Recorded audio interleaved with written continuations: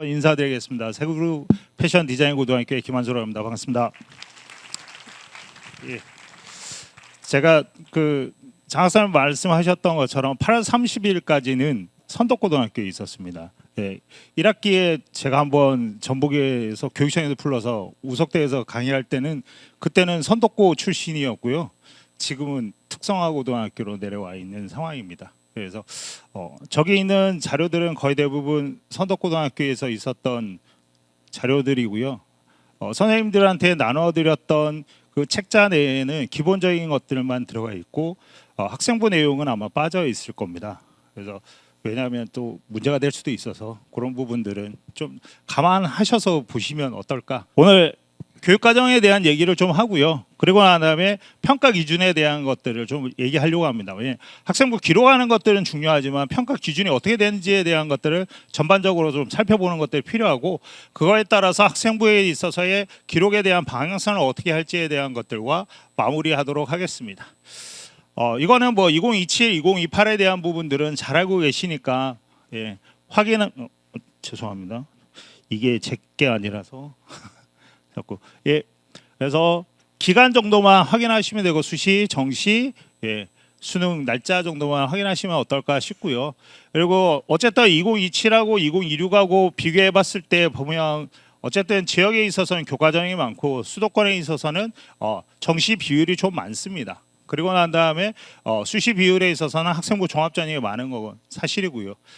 대학에서 2028에 대한 부분들을 고민하고 있으면서 정시 인원을 줄일까에 대한 것들을 얘기하고 있는데 교육부는 아직 발표를 하지 않았죠.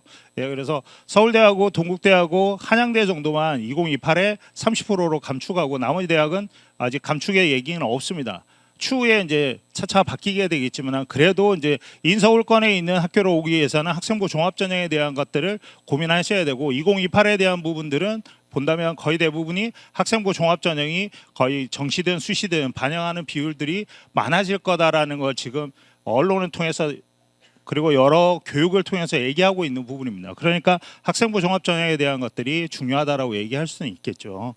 그래서 이렇게 좀 바뀝니다. 내년에. 왜 바뀌느냐? 2028을 대비하기 위해서 바뀌어지는 부분들입니다. 그래서 수시의 인원수가 조금 늘어납니다. 전반적으로. 그리고 정성평가에 대한 확대가 많아지고 있죠. 서울시립대 같은 경우에는 좀 비율이 높아지고, 숙대는 교과 100이었다가 이제는 학생부를 반영하는 쪽으로 바뀌어 있고, 그리고 성균관대 같은 경우에도 우수한 학생들을 더 모집하기 위해서 졸업자 학생들도 이제 지원할 수 있게끔 늘리는 그러한 부분도 있고요.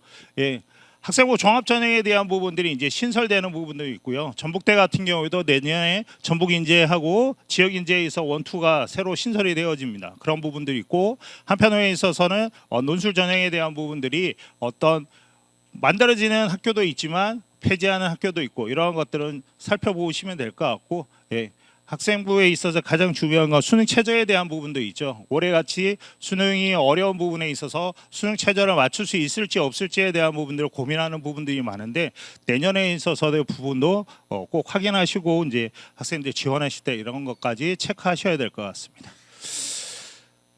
학생부에서 부분을 제일 중요한 거는 바로 내신입니다. 딴 것보다는 학생의 내신 관리가 첫째입니다. 내신 관리가 잘 되어져 있어야 되는 부분이고, 그 내신 관리를 통해서 학습에 있어서의 부분들에 대한 것들, 수업 시간에 발표하는 거 활동, 이러한 것들이 중요하고요. 거기에 따라서 과목 선택도 이제는 학생부 종합전형에서 중요해졌죠. 추가적으로 여기에서 하나 더 한다면 교과의 활동, 저희가 보통 비교과라고 불리워지는 그런 교과의 활동에 대한 부분도 이제는 아울러서 맞물려 가지고 잘 돌아가야지만 학생부에 있어서의 부분들이 좋은 학생부가 되지 않을까, 그런 생각이 듭니다. 그래서 이런 부분들을 하나하나 짚어보도록 하겠습니다. 먼저 교육과정에 대한 것들을 먼저 보도록 하겠습니다. 학생들이 어떤 과목을 선택을 해야 될까요? 등급을 잘 따는 과목을 선택해야 될까요? 아니면 적성과 흥미에 따라서 할까요? 또 한편에 있어서는 수능 출제하는 과목들에 관련된 부분들만 할까요? 아니면 정말로 학생의 진로 적성에 맞게끔 해야 될까요? 라는 거죠. 2022 개정교육과정에서 학생의 선택권을 더 많이 늘려줬던 것은 당연히 뭐 할까요? 전공 연계에 대한 과목을 학생이 스스로 선택할 수 있게끔 만들어준 거라고 생각을 합니다. 그러다 보니까 학생의 선택 과목을 선택할 때 있어서 학교에서 지도를 잘 해주시는 것들이 필요하지 않을까 싶습니다. 무턱대고 학생들은 등급 따기 편한 과목들, 학생 수가 많은 과목들을 몰려가는 경우가 있는데 그러다 보면 자신의 학생부를 나중에 기록하는 데 있어서의 어려운 부분도 없잖아 생겨날 수 있습니다. 그래서 1학년 때 2학년 올라갈 때 선택 과목을 선택할 수 있도록 할 때는 학교에서 좀 많은 노력을 해줘야 되지 않을까 그런 생각이 듭니다. 과목 선택에 대한 부분입니다. 개정교육 과정에 대한 것들을 보면 인재상에 대한 것들을 한번 볼게요. 자기주도적인 그런 학생을 원합니다. 그래서 어떠한 것들 전인적으로 어떤 부분들에 있어서 무조건 자기 스스로가 할 수 있도록 하는 거죠. 그래서 과목도 선택을 뭐합니까? 자기 스스로가 할 수 있게끔 얘기하고 있는 것이고요. 그죠? 창의적인 사람입니다. 딴 것보다는 도전을 할 수 있도록 해서 새로운 것을 만들어낼 수 있는 그런 학생들을 원하고 있고요. 더불어 사는 사회라서 더불어 사는 사람에 대한 부분도 있습니다.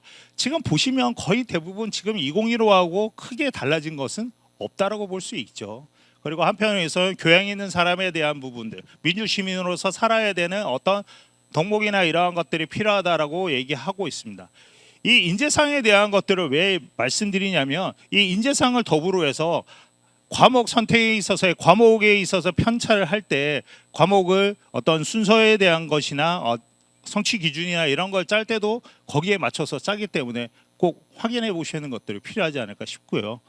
그리고 이거는 역량입니다. 예. 개정교육 과정에 있어서의 중요시 되어지는 역량.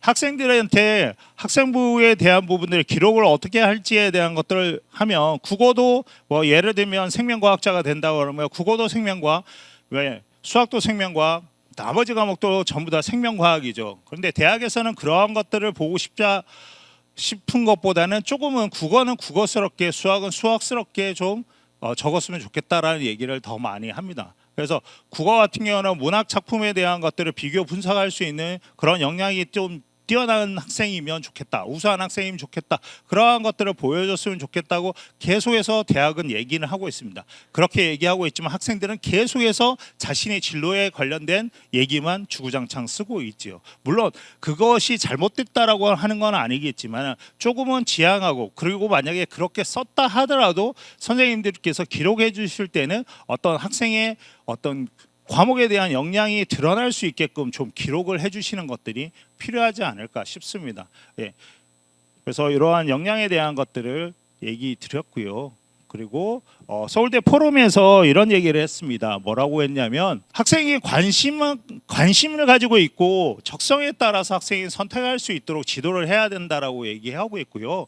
그리고 난 다음에 과목의 선택을 폭을 조금 넓혀줬으면 좋겠다라고 얘기하고 있습니다. 하지만 학교의 어떤 사정에 따라서 과목을 늘릴 수 있고 줄일 수 있잖아요. 그러니까 그러한 부분의 환경적인 부분에 대한 것들은 고려하겠다라고 했습니다. 대신 학교 내에서 선택의 폭이 넓다면 그 선택의 폭이 넓은 부분에 대한 것들을 학생이 이수할 수 있도록 지도를 해줬으면 좋겠다라는 것이고요. 거기에 따라서 깊이 있는 학습에 대한 얘기가 나오고 있습니다. 이것은 뒤에 또 다시 말씀드리도록 하겠습니다.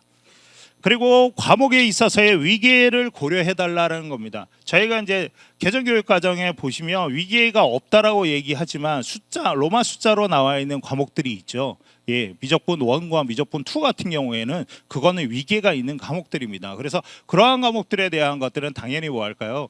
예, 위계에 따라서 이수해 달라는 것이고요. 그런 것들이고 교육과정 편성에 대한 현황이나 운영 이러한 것들도 감안하겠다고 아까 말씀드렸고요. 그래서 대신 다양한 선택 과목에 대한 것들을 선택할 수 있도록 학생들이 지도해 주면 될 것 같고 그리고 공동교육과정이나 온라인 교육과정을 지금 학기당 2개까지는 들을 수 있잖아요. 개정교육과정의 학생들도 그러다 보니까 학교에서 개설되지 않는 부분에 있어서는 학생들이 따로 들을 수 있도록 지도를 해주시는 것들도 필요하다고 생각을 합니다.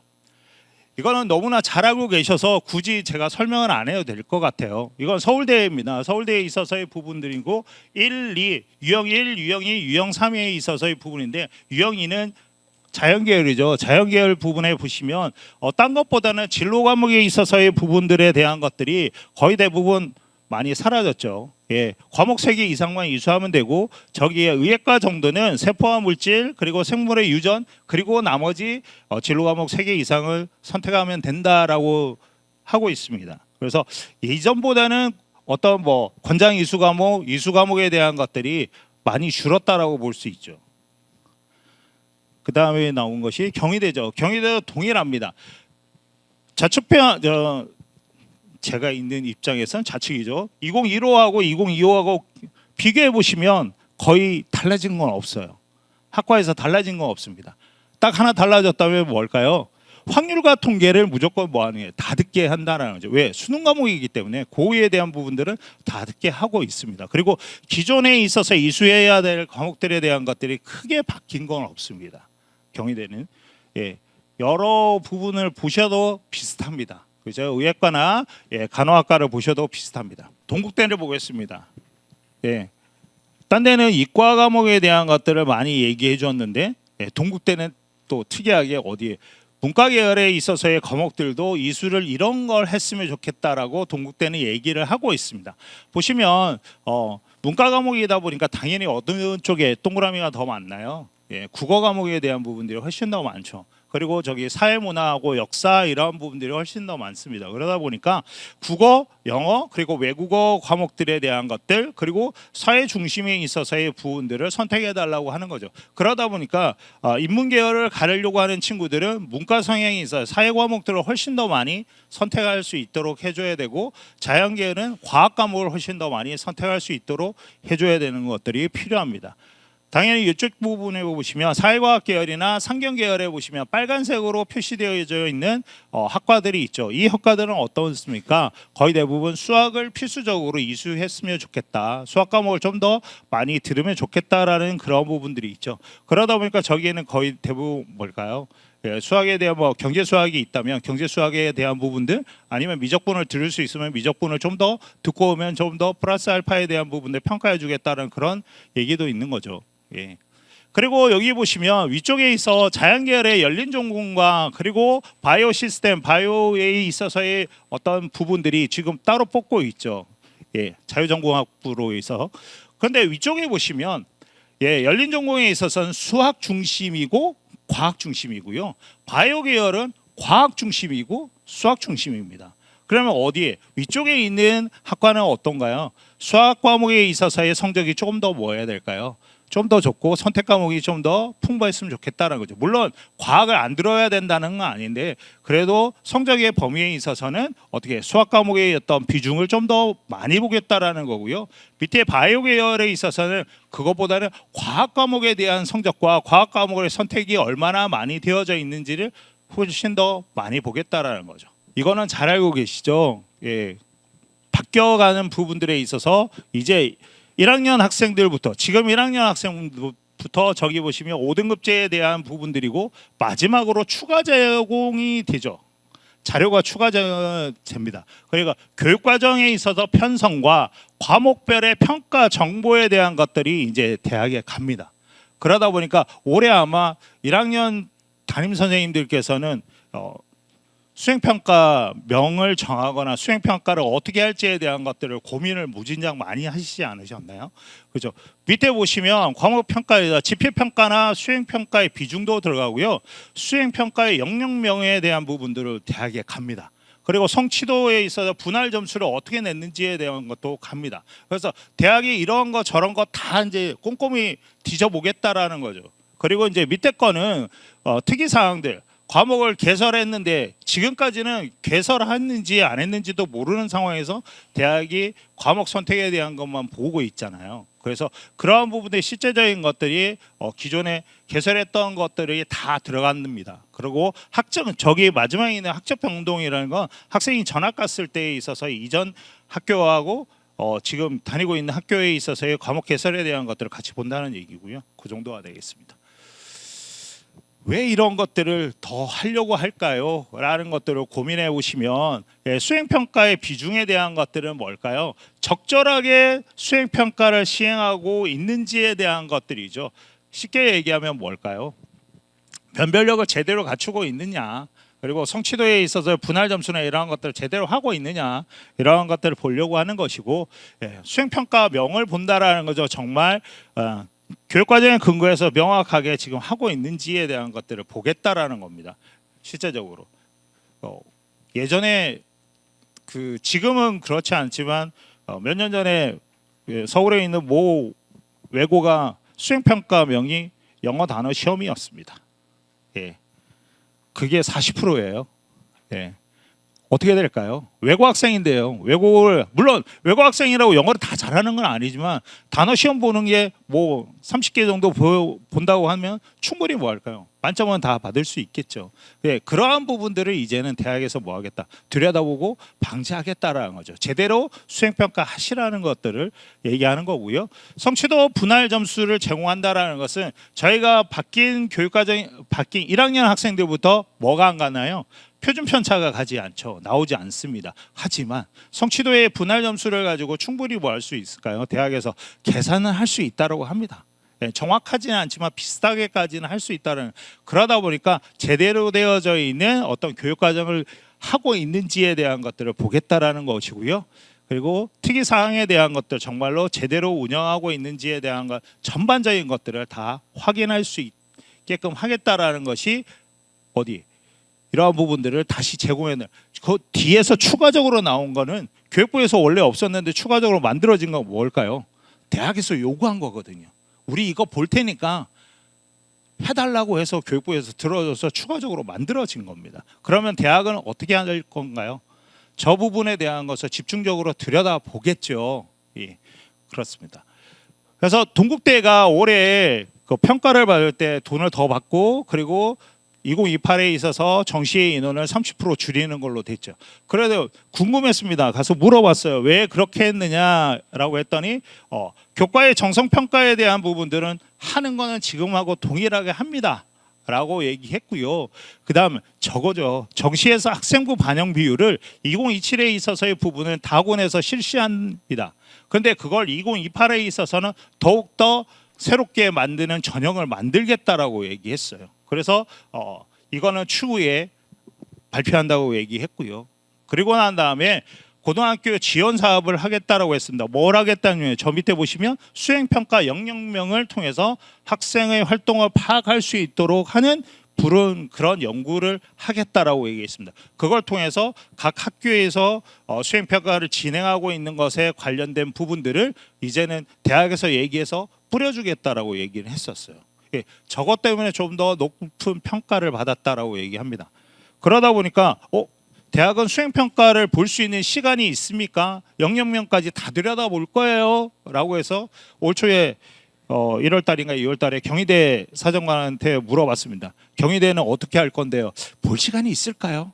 학생부 보기도 힘든데 라고 했는데 여기 동국대는 전화를 했더니 처음에 교육과정을 반영한다고 했을 때 교육과정을 들여다본 학교들은 거의 없습니다. 하지만 지금은 교육과정 다 들여다보고 있지 않습니까?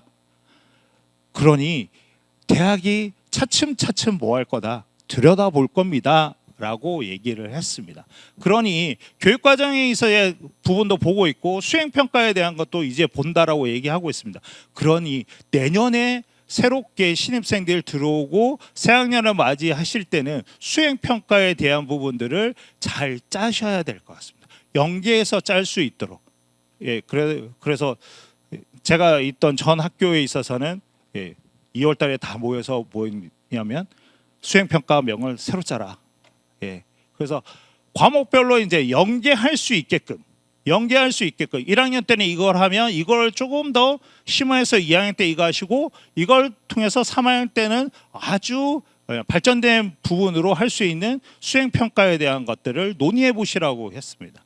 그래서 그게 쉽지는 않죠. 금방 이루어지지는 않지만 1년 해보고 난 다음에 또 바뀔 거예요. 올해 이제 이만큼 했으니까 내년에 이러한 부분들로 해보자고 얘기를 하고 있을 겁니다. 그러한 과정들이 이제는 논의가 필요하지 않을까 싶습니다.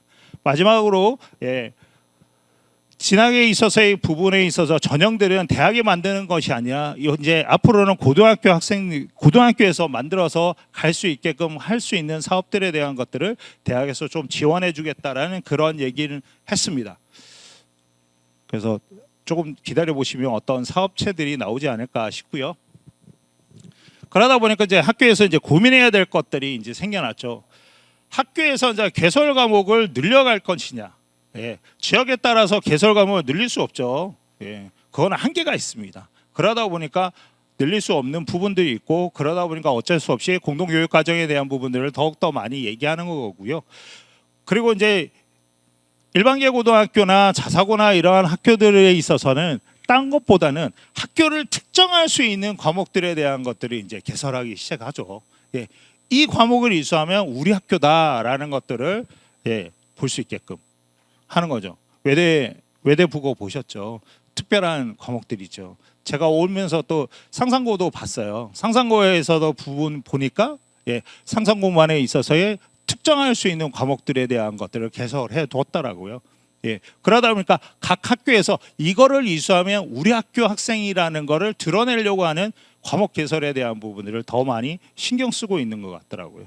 그런 부분이 있고, 두 번째에 있어서 성취 수준, 저 최소 성취 수준 때문에 분할 점수에 대한 부분들 고민도 많이 하셨고, 그리고 저 그 밑에 있는 거하고 똑같죠. 정시하고 그 지필고사하고 수행평가 비율을 어떻게 해야 될 거고, 수행평가 점수를 얼만큼 높게 줘야 될지에 대한 고민들을 많이 하셨잖아요. 그러다 보니까 1학기에 신문에서 막 나왔죠. 1등급 아니면 인서울 가지 못한다라는 신문기사가 대문짝만하게 나왔고, 그러다 보니까 서울시에서의 어떤 고등학교에 있어서는 작년보다 올해 8배의 학생이 1등급이 늘어났다라는 그런 신문기사도 나왔습니다. 근데 과연 이 학생들이 계속 3학년 1학기까지 계속 1등급을 받을 수 있을까요? 이에 대한 부분이죠. 왜? 2학년 올라가면 이제는 어떤가요? 선택 과목에 따라서 학생의 인원수가 줄게 되고, 그죠? 특정 과목을 잘하는 친구도 있지만 어떤 과목을 못하는 친구들이 분명히 나오잖아요. 그러다 보니까 무조건 1등급의 학생이 많이 나올까에 대한 부분입니다. 그래서 대학의 어떤 이론적인 부분에 있어서는 1등급 인원수가 많기는 많겠죠. 예.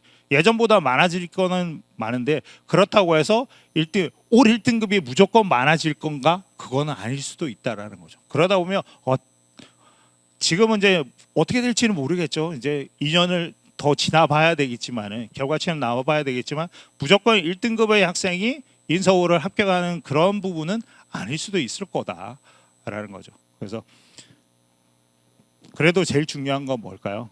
학생들한테 내신 관리 잘해라. 이것이 선생님들이 해주실 수 있는 최선의 말이 아닐까, 그런 생각입니다. 그리고 잘하고 있으니까 열심히 해보자. 결과는 어떻게 될지 모른다라는 걸 격려를 많이 해주시는 것들이 필요하지 않을까, 그런 생각이 듭니다. 그래서 이제 과목을 선택을 했으면 그거에 따라서 어떻게 할까요? 탐구 주제에 대한 부분들이 나와야 되지 않을까요? 그래서 그거를 어떻게 연계하면 좋을까에 대한 부분들을 고민해봤습니다. 예. 이거 잘 알고 계시죠? 5개. 예, 대학에서 했던 학업 역량, 진로 역량, 공동체 역량에 대한 얘기를 많이 하고 있고요. 거기에 보시면 학업 역량의 제일 끄트머리에 보시면 뭐가 있나요? 탐구력이라는 거죠. 예, 학업 역량 성취도 하고 학업 태도 들어가는 건 맞는데요. 거기에 추가적으로 하는 게 탐구력이라는 겁니다. 그러면 이 탐구력이 뭐냐 이라는 거죠. 지적 호기심을 바탕으로 해서 어떠한 사물과 현상에 대해서 탐구하고 그거를 해결하는, 문제를 해결하려고 하는 노력이라는 거죠. 거기에 밑에 보시면 세부 평가는 이런 거죠. 예, 교과 각종 탐구 활동을 통해서 지식을 확장하려고 했냐? 그리고 탐구 활동을 통해서 구체적인 성과를 가져왔냐? 아니면 학문에 대한 열의와 지적 관심이 드러내고 있느냐라는 것들이죠. 그걸 또 추가적으로 이러하면 딴 것보다는 수업 시간에 배운 거, 예, 수업 시간에 배운 겁니다. 그걸 활용해야 되고, 그걸 통해서 뭐 하는 건가요? 문제 해결을 할 수 있도록 만들어주는 것이 뭐다?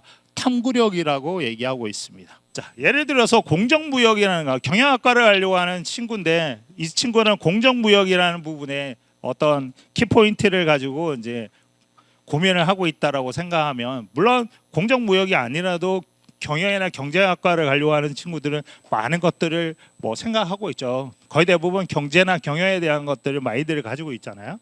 그러다 보니까 이제 공정무역에 대한 부분들의 어떤 자료를 찾겠죠. 인터넷에 뒤져보는 것도 있고, 그죠? 예, 학술지나 이런 것들 찾아보는 과정들이 있을 겁니다. 도대체 공정무역이 어떤 거냐 이런 것들을 찾아서 할 거예요. 그러면 이것이 공정무역이 어떤 과목들하고 어떤 연계가 있을까에 대한 것들을 이제 고민해 보는 거죠. 사회문화입니다. 2022가 아니고 2015 개정교육과정이라서 죄송합니다. 그거 보시면 저쪽에 보시면 사문 03-01 이거 뭘까요? 성취 기준입니다. 한번 보셨나요? 성취 기준이거든요. 이게 과목별로 성취 기준이 다 있어요. 성취 기준이 있습니다. 그래서 거기에 성취 기준을 보시면 중간에 보시면 사회계층과 불평등이라는 어떤 그 제목에 그 밑에 보면 성취 기준에 뭐 가능론, 갈등론, 사회이동의 사회계층 구조의 의미, 그리고 다양한 사회 불평등 뭐 이런 얘기들이 많이 있습니다. 그리고 현대 사회의 변동에 대한 부분들을 보시면 어떻게 사회가 변동하고 사회 변동 이론에 대한 것들을 배운다라고 그 밑에 또 이렇게 나와 있죠. 성취 기준이 나와 있습니다. 성취 기준이 왜 중요할까요? 어떻게 보면 이 성취 기준에 따라서 선생님들이 평가도 하시고요. 그리고 거기에 따라서 학생부 기록도 어떻게 될까요? 달라지겠죠. 그런 부분도 필요하기 때문에 저 부분에 대한 것들을 보시는 것도 필요하고요. 저걸 통해서 선생님들께서 뭘 하시면 될까요? 수행평가를 어떻게 하면 만들어낼까에 대한 부분을 고민하시는 것들도 필요하지 않을까 싶습니다. 경제입니다. 또 넘어가네. 경제를 보시면 경제에 있어서의 부분입니다. 이렇게 경제생활에 대한 것들, 당연히 경제 관련 경영학과 관련하는 학생들은 경제 과목을 이수하는 것이 필수적이라고 보여지겠죠. 그래서 경제 과목에 대한 것들을 보고 됐고, 그리고 그다음에 시장과 경제 활동에 대한 어떤 성취 기준에 대한 부분도 이렇게 있습니다. 자원 배분의 효율성이나 그런 부분도 중간에 나오는 것들이 보이죠. 이런 거 확인하시면 될 것 같고, 넘어가시죠. 생활과 윤리. 왜 윤리가 나오죠? 경제 활동에 있어서의 중요한 부분은 또 뭘까요? 윤리적인 측면이 있죠. 그런 부분도 고려해야 되는 부분들이 있습니다. 그러다 보니까 공정한 분배를 이룰 수 있는 방안으로서 우대 정책과 이에 따른 역차별 문제, 역차별 분배에 대한 문제도 나와 있다. 그러니까 윤리적인 부분에 있어서도 충분히 뭐 할까요? 경제 활동과 관련돼 있는 부분이 나와 있다라는 걸 확인할 수 있고요. 그렇죠? 의식주 생활에 관련된 윤리적 문제 제시하고 이를 윤리적 관점에서 어떻게 해결할지에 대한 것들도 필요하다라고 얘기하고 있습니다. 그러니까 충분히 뭐 할 수 있을까요? 학생들이 경영과 관련돼 있는 부분에 대한 것들을 윤리적인 부분의 의식에서 탐구 활동을 할 수 있는 부분이고 수행평가도 뭐 할 수 있을까요? 진행할 수도 있겠죠. 경제수학입니다. 경제수학 파트에 있어서 부분은 어떤 함수, 경제 현상에 대한 것들이 아예 저기 나와 있잖아요. 그러니까 함수의 그래프나 이러한 것들을 활용할 수 있는 능력들, 이러한 것들이 필요하다라고 얘기하고 있습니다. 그래서 이러한 것들, 그리고 확률과 통계에 대한 부분도 역시 조건부 확률이나 생활 주변의 다양한 소재를 통해서 확률을 도입해 보는 것들도 필요하다라는 그런 얘기들을 하고 있습니다. 그래서 이러한 것들을 종합해서 학생들이 뭐 할 수 있도록, 과목을 선택할 수 있도록 얘기하는 것들이 필요할 것 같아요. 그래서 저희 성취 기준을 과목별로 선생님들께서 조금 정리를 해주시는 것들도 필요하고, 그걸 통해서 학생들한테 뭐 하는 것도 제시해 주시는 것도 필요하지 않을까, 그런 생각이 듭니다. 학교 홈페이지나 이런 것들에 대해서 제시해 주시면 그거를 보고 학생들이 뭐 할까요? 과목 선택하는 부분, 탐구 활동하는 부분에 대한 것, 수행 평가를 하는 부분에 대한 것들을 충분히 뭐 할 수 있을까요? 계획할 수 있다라고 저는 생각을 합니다. 왜? 제가 저 뒤에 또 얘기할 거는 수행 평가에 관련된 부분이 나오거든요. 그런다면 성취 기준을 보고 난 다음에 그걸 통해서 수행 평가를 이루어지는 부분들까지 연계할 수 있다라고 한다면 충분히 뭐 할까요? 좋은 학생부가 나올 수 있는 기본 자료가 되지 않을까요? 선생님들께서 거의 대부분 기록하실 때에서 가장 중요한 건 뭘까요? 학생들이 뭔가를 줘야 되잖아요. 제출한 뭔가요? 아니면 발표를 한 뭔가가 있어야 되잖아요. 그냥 아무것도 안 보고 그냥 쓰시지는 않을 거 아니에요. 지필평가 어떤 성적 가지고 기록하시는 건 아니잖아요. 뭔가에 대한 학생들이 활동했다는 뭔가의 어떤 부분이 있어야지 그걸 가지고 기록해 주실 거잖아요. 그러니까 그러한 부분들을 만들어내는 것들이 필요하지 않을까 싶습니다. 그래서 이렇게 공정무역에 대한 부분들을 보면 경제, 사회문화, 뭐 생활과 윤리 이러한 것들이 있죠. 이러한 것들을 보시면 예, 경영 경제에 대해서 반문화 제가 조금 바꿨습니다. 거기 찾다 보니까 반문화에 대한 부분들이 있었죠. 그런 부분들이고 경제 현안에 대해서 논술을 쓰기 그리고 난 다음에 생활과 윤리는 윤리적 소비를 어떻게 하면 될까에 대한 그런 얘기 그리고 뭐 경제 수학은 이러한 것들을 통해서 탐구 활동을 할 수 있도록 하는 것들 이러한 것들이 있거든요. 이제 이 뒤에가 나올 게 뭐가 나올 것 같아요. 예시를 보여드려야 되잖아요. 기록을 어떻게 했느냐 아마 거기 없습니다. 예. 그래서 수행평가의 부분인데요.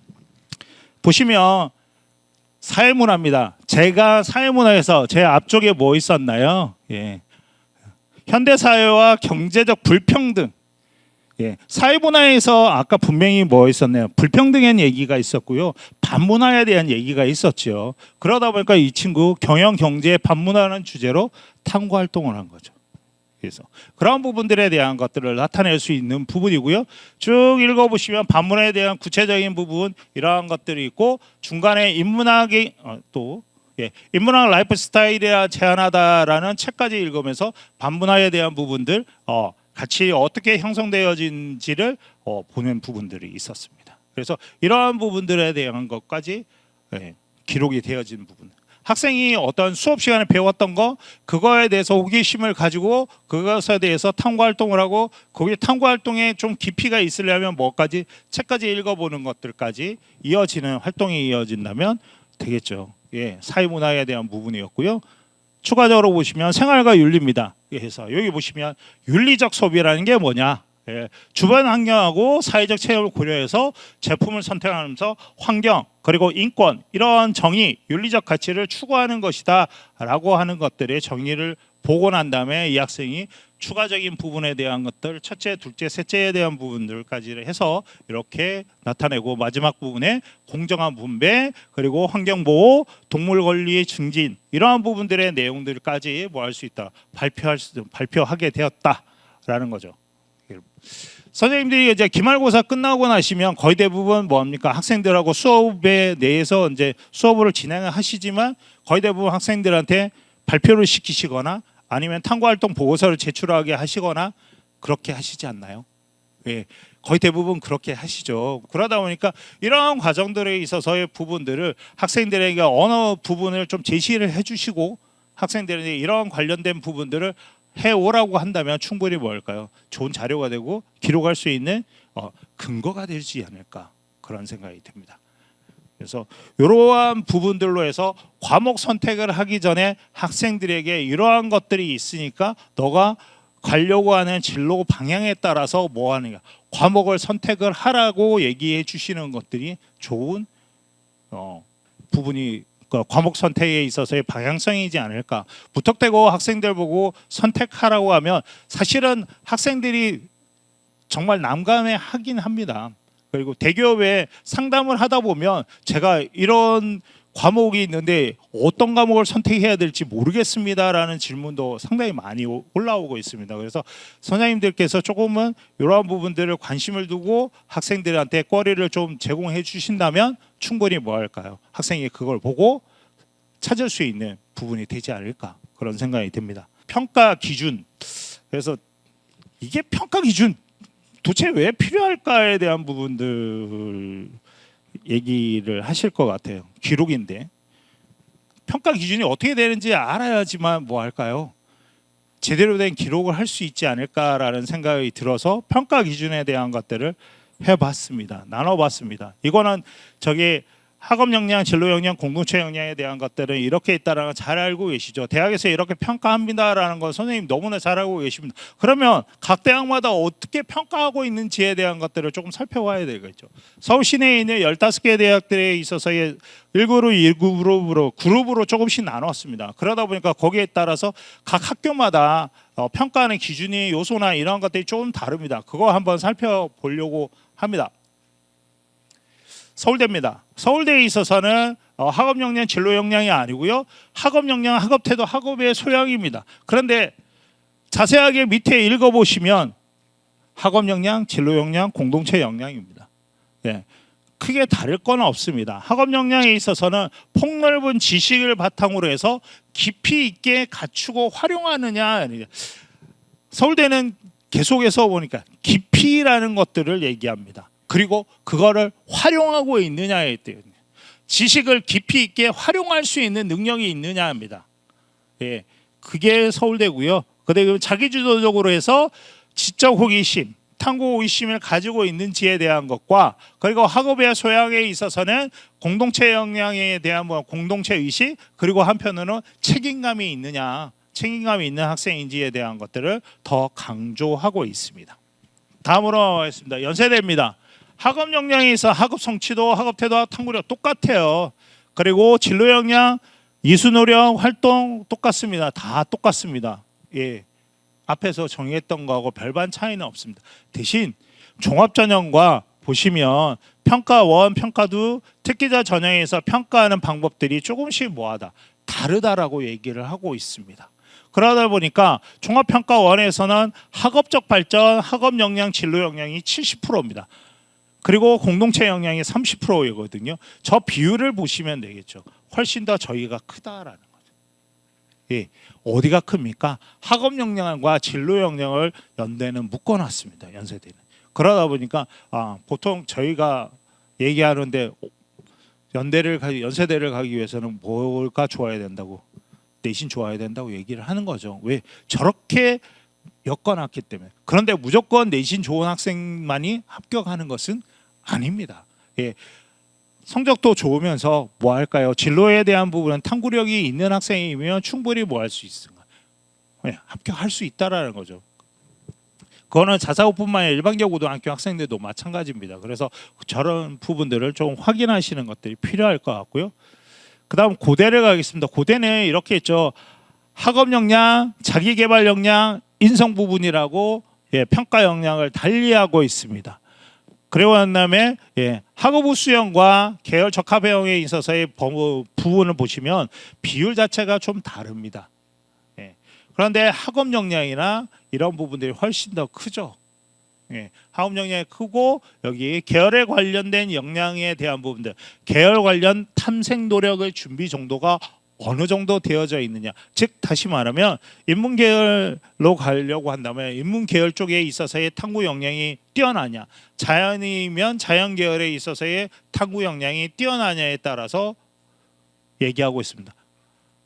어떤 과라고 얘기는 하지 않죠. 무슨 과, 학과에 대한 얘기는 없죠. 거의 대부분 상위대학은 뭐 할까요?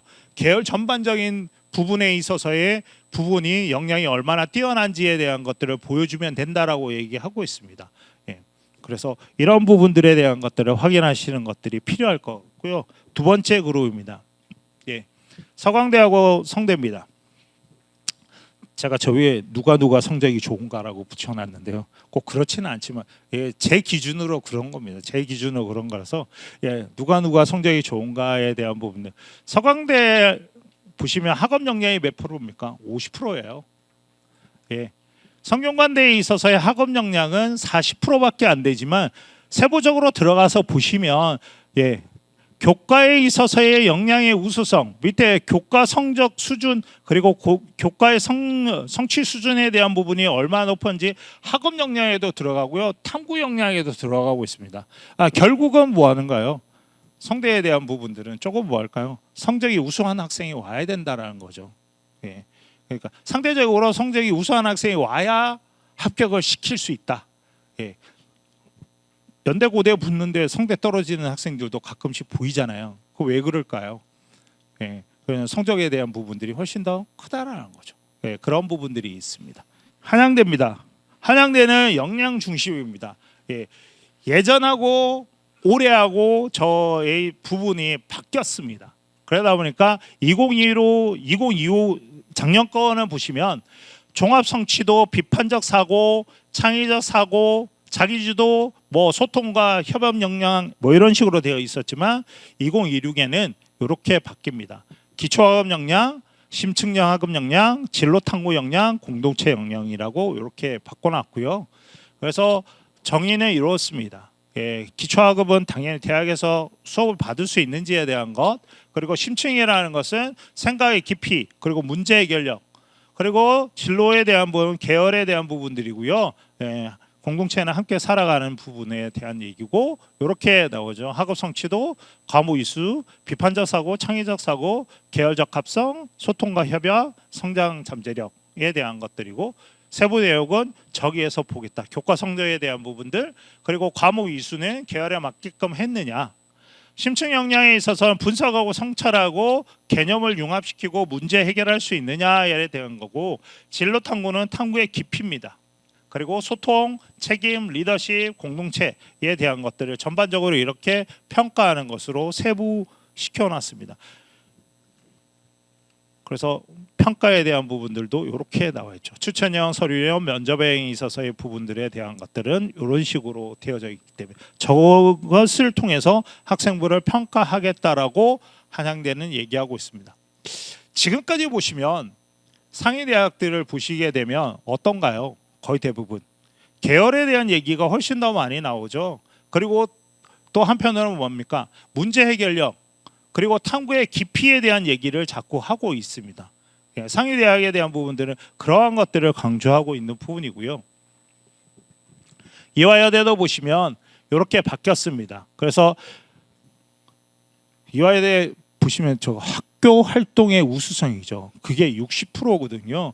거기 보시면 폭넓게 탐구할 수 있는 능력 그리고 독창성이고 논리적인 사고 문제 해결 능력에 대한 부분들을 훨씬 더 많이 보고 있습니다. 학업적인 부분보다는 저런 부분들 그리고 심지어 어디 밑에 발전 가능성이라고 되어져 있습니다. 그런데 공동체 영역과 성장 잠재력인데 보시면 구성원의 화합과 단결이고 더 높은 단계를 위해서 향상될 가능성에 대한 부분들인데 구성원과 화합의 단결성, 공동체 의식에 대한 부분들이겠죠. 예, 그런 부분들을 보니까 비율에 대한 것들 위에 보시면 되는데 학교 활동의 우수성에 대한 부분들을 훨씬 더 많이 본다. 즉 탐구력이 뛰어난 학생들을 더 뭐한다 선호하고 있다라는 부분입니다. 그러한 부분들을 참고하셔서 학생을 지도하시는 것들이 필요하지 않을까 싶습니다. 이제 한양대까지 왔으니까 그냥 그 다음 밑으로 좀 내려가고 있습니다. 중경 외시 내려가야 되겠죠. 중앙대에 나면 학업, 진로, 공동체 똑같습니다. 그리고 이렇게 융합형하고 탐구형 인재에 있어서 보는 부분들이 비율적으로 되어 있습니다. 보시면 융합형은 당연히 뭐 할까요? 학업 역량이 우수한 분이고 탐구형은 탐구에 대한 부분들이죠. 즉 다시 말하면 진로 역량이 훨씬 더 우수한 부분이니까 지도하실 때 학생에 있어서의 부분이 내신이 우수한 부분이냐 아니면 탐구 역량이 뛰어난 부분이냐를 가지고 중앙대는 어떤 유형으로 지원할지에 대한 것들을 고민하셔야 되는 부분이죠. 이렇게 되어져 있습니다. 1단계, 2단계. 그래서 성장형, 융합형, 탐구형에 대한 부분들이 이렇게 바뀌어 나가는 부분들이 있습니다. 확인하시면 될 것 같고요. 경희대입니다. 경희대 보시면 경희대가 서울시립대인데요. 경희대 같은 경우에는 진로 역량, 자기 주도 역량에 대한 부분인데 탐구 역량에 대한 부분들을 훨씬 더 뭐 할까요? 경희대는 좀 더 높게 보고 있는 부분이고요. 잠재 역량이라고 했던 부분, 인재상이라고 제가 가로쳤습니다. 저 부분이 어떨까요? 서울시립대죠.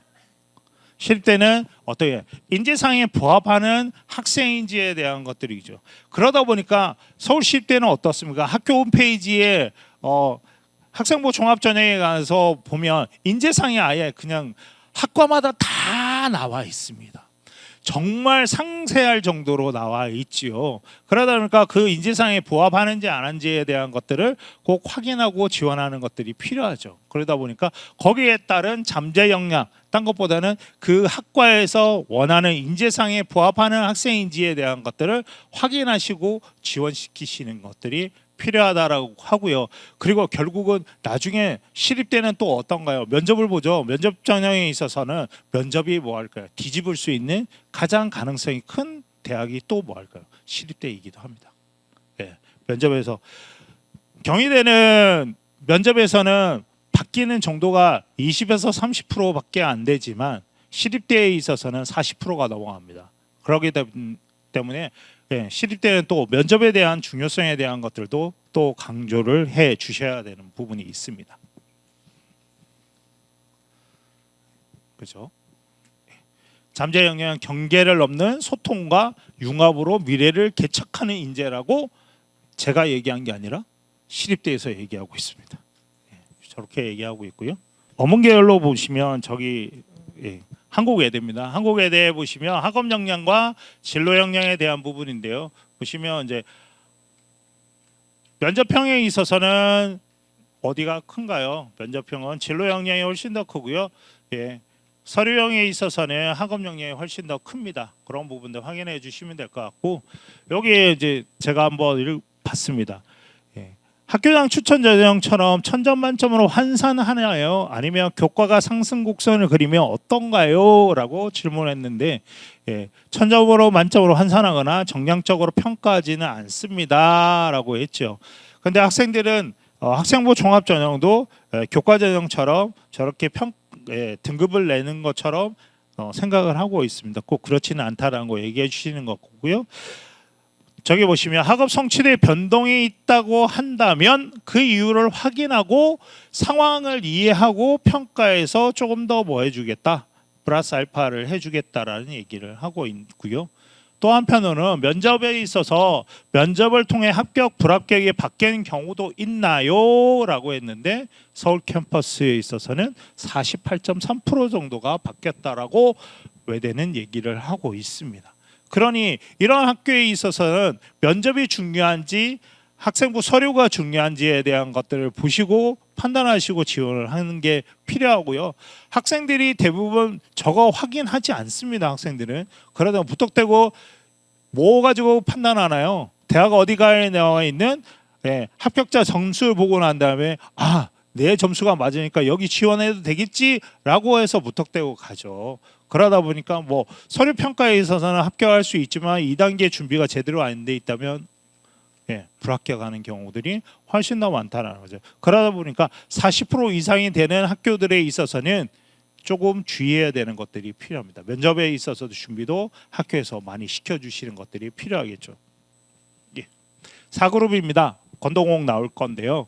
건대 잘 알고 계시잖아요. 건대는 여기 학생부 교과 전형, 그리고 자기 추천, 그리고 자유전공에 있어서 조금 다른 부분들이 있습니다. 보도록 하겠습니다. 이렇게 학업 역량 부분에 있어서는 지역 균형이나 자기 추천은 똑같습니다. 그런데 자기 추천 하나 더 추가되죠. 뭐가? 탐구력이라는 게 추가되고요. 저기 학생부 자유전공 학부에서는 올해부터 뭘까요? 탐구력이 빠졌습니다.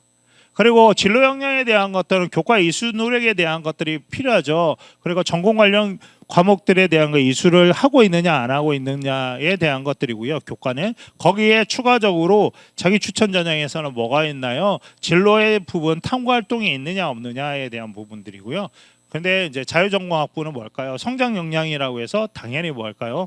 자기주도성, 문제 해결력, 그런 거 경험의 다양성에 대한 것들을 얘기하고 있습니다. 즉 자기주도적으로 뭐 해야 될까? 탐구 활동을 열심히 하고 있는 학생인지에 대한 것들을 훨씬 더 많이 보겠다라는 얘기고요.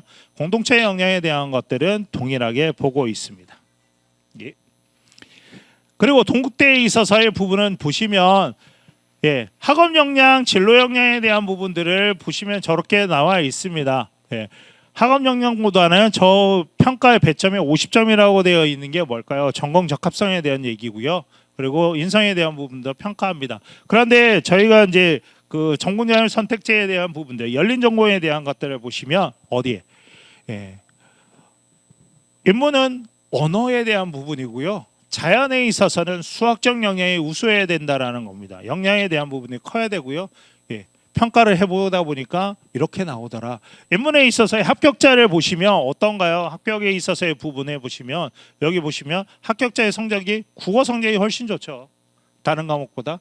그리고 영어 성적도 좋습니다. 자연계열로 가면 당연히 뭐 할까요? 수학 성적이 훨씬 더 좋죠. 그런 것들처럼 역량에 대한 부분들 어느 쪽에 우수한지에 대한 것들을 판단을 훨씬 더 많이 한다라는 거죠. 그래서 전공자율 선택제에 대한 부분들을 보시면 그런 부분도 확인하실 수 있습니다. 홍대입니다. 저 위에 제가 뭘까요? 최저로 맞춰서 가고 그리고 면접을 정말 잘 봐야 된다라고 얘기하고 있는 부분인데요. 홍익대는 이렇습니다. 별반 차이 없어요. 학업 역량이나 진로 역량이나 공동체 역량에 대한 부분들을 평가하는 건 별 차이 없고요. 다른 데도. 그리고 숙대에 있어서 동일합니다. 별 차이가 없습니다. 그런데 어디에서 예. 보시면 홍익대는 3화 8 그죠? 그리고 숙대는 면접이 40%입니다. 결국은 어떤가요? 면접에서 뒤집어질 수 있다라는 거죠. 그런 부분이고 홍익대는 최저 맞춰가야 되고 저도 자사고 있을 때 홍익대를 합격시킨 애가 손에 꼽을 정도거든요. 도대체 어떤 학생이 가야 홍익대를 합격하는지에 대한 것들은 잘 모르겠어요. 어떤 학생이 합격하는지. 그래서 그거는 조금 그렇습니다. 남학교라서 숙대는 안 보내봤거든요. 근데 제가 옮겨간 학교가 지금 여학생들만 있습니다. 이제부터 이제 내년부터는 이제 숙대를 보내보려고 지금 노력 중입니다. 바꿔보려고 하고 있고요. 그렇습니다. 마지막으로 그 밑에 있는 대학들을 보도록 하겠습니다. 국민대입니다. 국민대는 뭐 딴 거 크게 없어요. 자기주도적 도전 전식이라는 것들에 대한 것, 발전 가능성에 대한 것들을 30% 봅니다. 그리고 인성에 대한 것도 30% 보고요. 저희 보시면 전공 적합성에 대한 부분도 40% 정도 봅니다. 학업적인 부분에 안 본다라고 얘기했지만 그렇지만 거의 대부분 들어가 보면 성적에 대한 부분도 상당히 많이 보는 학교가 국민대라고 보시면 될 것 같고요. 숭실대입니다. 숭실대 저희 보세요. 진로 역량에 대한 부분도 훨씬 더 50%죠. 진로가 50%예요. 50%. 학업 역량에 대한 부분들 숭실 역량이라고 되어 있고 학업 역량이 20%밖에 안 보고 숭실 역량인데 인성 부분이 훨씬 더 뭐랄까요? 숭실대는 좀 더 높게 보는 경향이 있다라는 거죠. 그래서 그런 부분들도 확인해 주시는 것들이 필요할 것 같고요. 광운대입니다. 세종대네요. 세종대입니다. 세종대는 크게 보시면 여기 모집하는 학과들마다 조금씩 다르긴 하지만 제일 많이 보는 창의 인재 전형에 있어서는 진로 역량이 훨씬 더 뭐하더라 높더라라는 거죠. 진로에 대한 부분들에 대한 것들을 강조해 주시는 것들이 필요하고요. 광운대입니다. 광운대도 역시 어디가 큰가요? 진로에 대한 부분들이 역량이 크다라고 얘기하고 있습니다. 명지대입니다. 명지대 같은 경우에도 역시 어디 진로 역량에 대한 부분들을 강조하고 있지요. 그래서 이러한 부분들을 잘 살펴보시면 될 것 같고요. 그래서 평가 기준을 본다면 종합해 보면 어떤가요? 학업 역량이 높으냐, 진로 역량이 높으냐에 따라서 합격급이 조금씩 나뉘어지는 부분이 있죠. 그러한 것도 확인하시는 것도 필요하고 가장 큰 건 지적 호기심을 어떻게 해결하느냐, 그리고 자기주도적으로 하느냐, 그 문제 해결력에 대한 것들을 강조하고 있다라고 보면 될 것 같고요. 마지막 부분은 인성 부분이죠. 성실성, 그죠? 성실성. 저 성실성은 뭐가 들어가나요? 출결이 들어가잖아요. 출결이 들어갑니다. 학생들이 출결에 대한 부분들을 크게 신경 안 쓰고 있는데 앞으로 출결에 대한 부분의 중요성을 대학에서는 계속 강조하고 있고 내년도에 경희대에서 어떻게 하나요? 올해까지 미인정 결석만 마이너스를 하지만 내년부터는 미인정의 조퇴 결과까지 본다고 했죠. 그냥 문제는 학생부 종합전형에 있어서 병결이나 병조퇴나 이런 것들 많은 경우에는 대학들을 고민하고 있습니다. 도대체 이 친구가 왜 아픈 것이냐. 근데 거기에 보시면 기록해야 되는데 정말 아파서 병했던 학생들이 있죠. 결석했던 조퇴했던 학생들은 뭐 그러한 부분들을 기록해 주는 학생들도 있잖아요. 어떻게 보면 앞으로는 정말 아픈 친구는 거기다 기록해야 될 수도 있어요. 왜? 대학에서 볼 때는 도대체 이 병조퇴하고 병결석에 대한 부분들을 정말 들여다볼 거라고 얘기를 하는데 너무 많은 친구들이 많죠. 그러니까 대학에서는 정말로 진짜 아파서 간 건지 거짓말로 가서 딴 데 가서 공부하고 있는 건지에 대한 것들을 고민하는 거죠. 그러다 보니까 더더욱 그럴 거고요. 그래서 출결에 대한 부분들을 훨씬 더 많이 볼 수 있다라는 부분이고 리더십에 대한 부분들도 필요하다라고 보여집니다.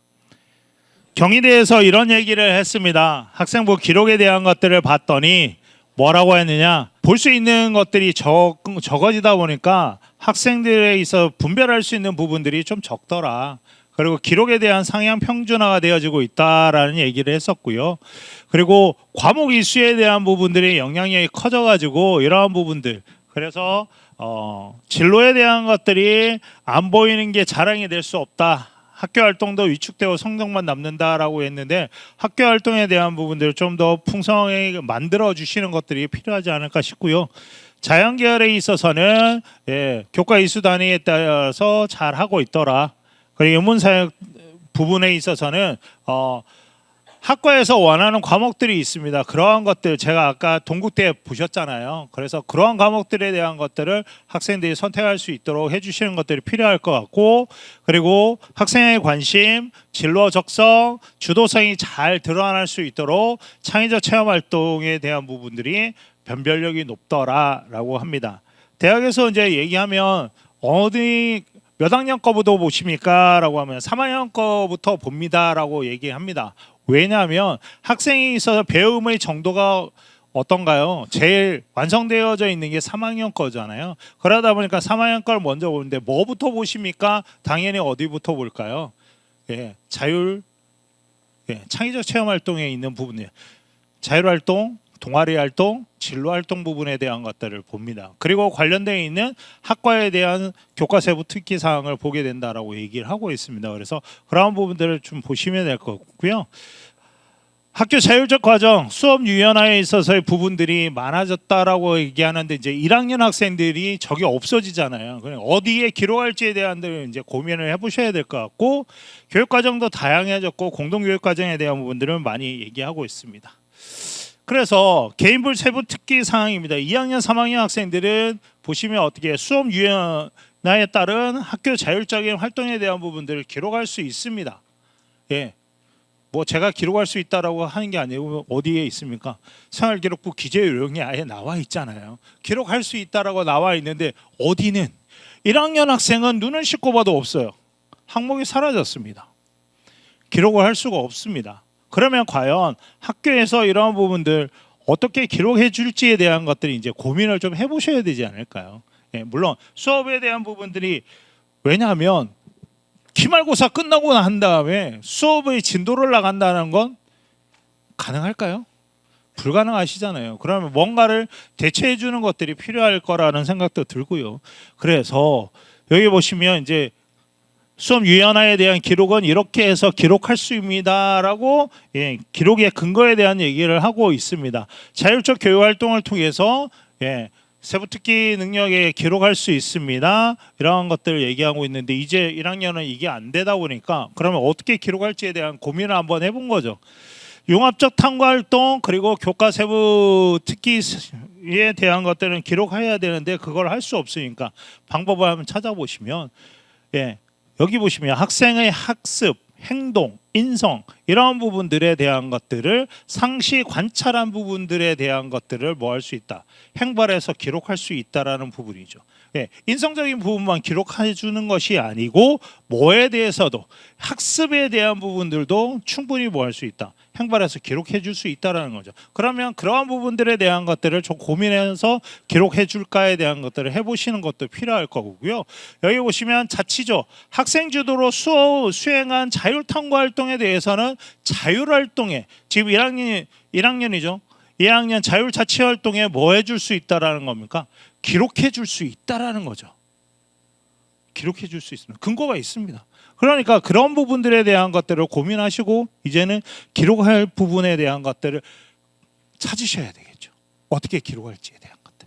조금은 그러한 부분들을 좀 찾아주시는 것들이 필요할 것 같고요. 그래서 2학년은 이렇게 되어지고 2학년은 여기 개인별 세부 특기 사항에 적음을 내고 1학년은 과목별 세부 능력 및 특기 사항에 대한 것들입니다.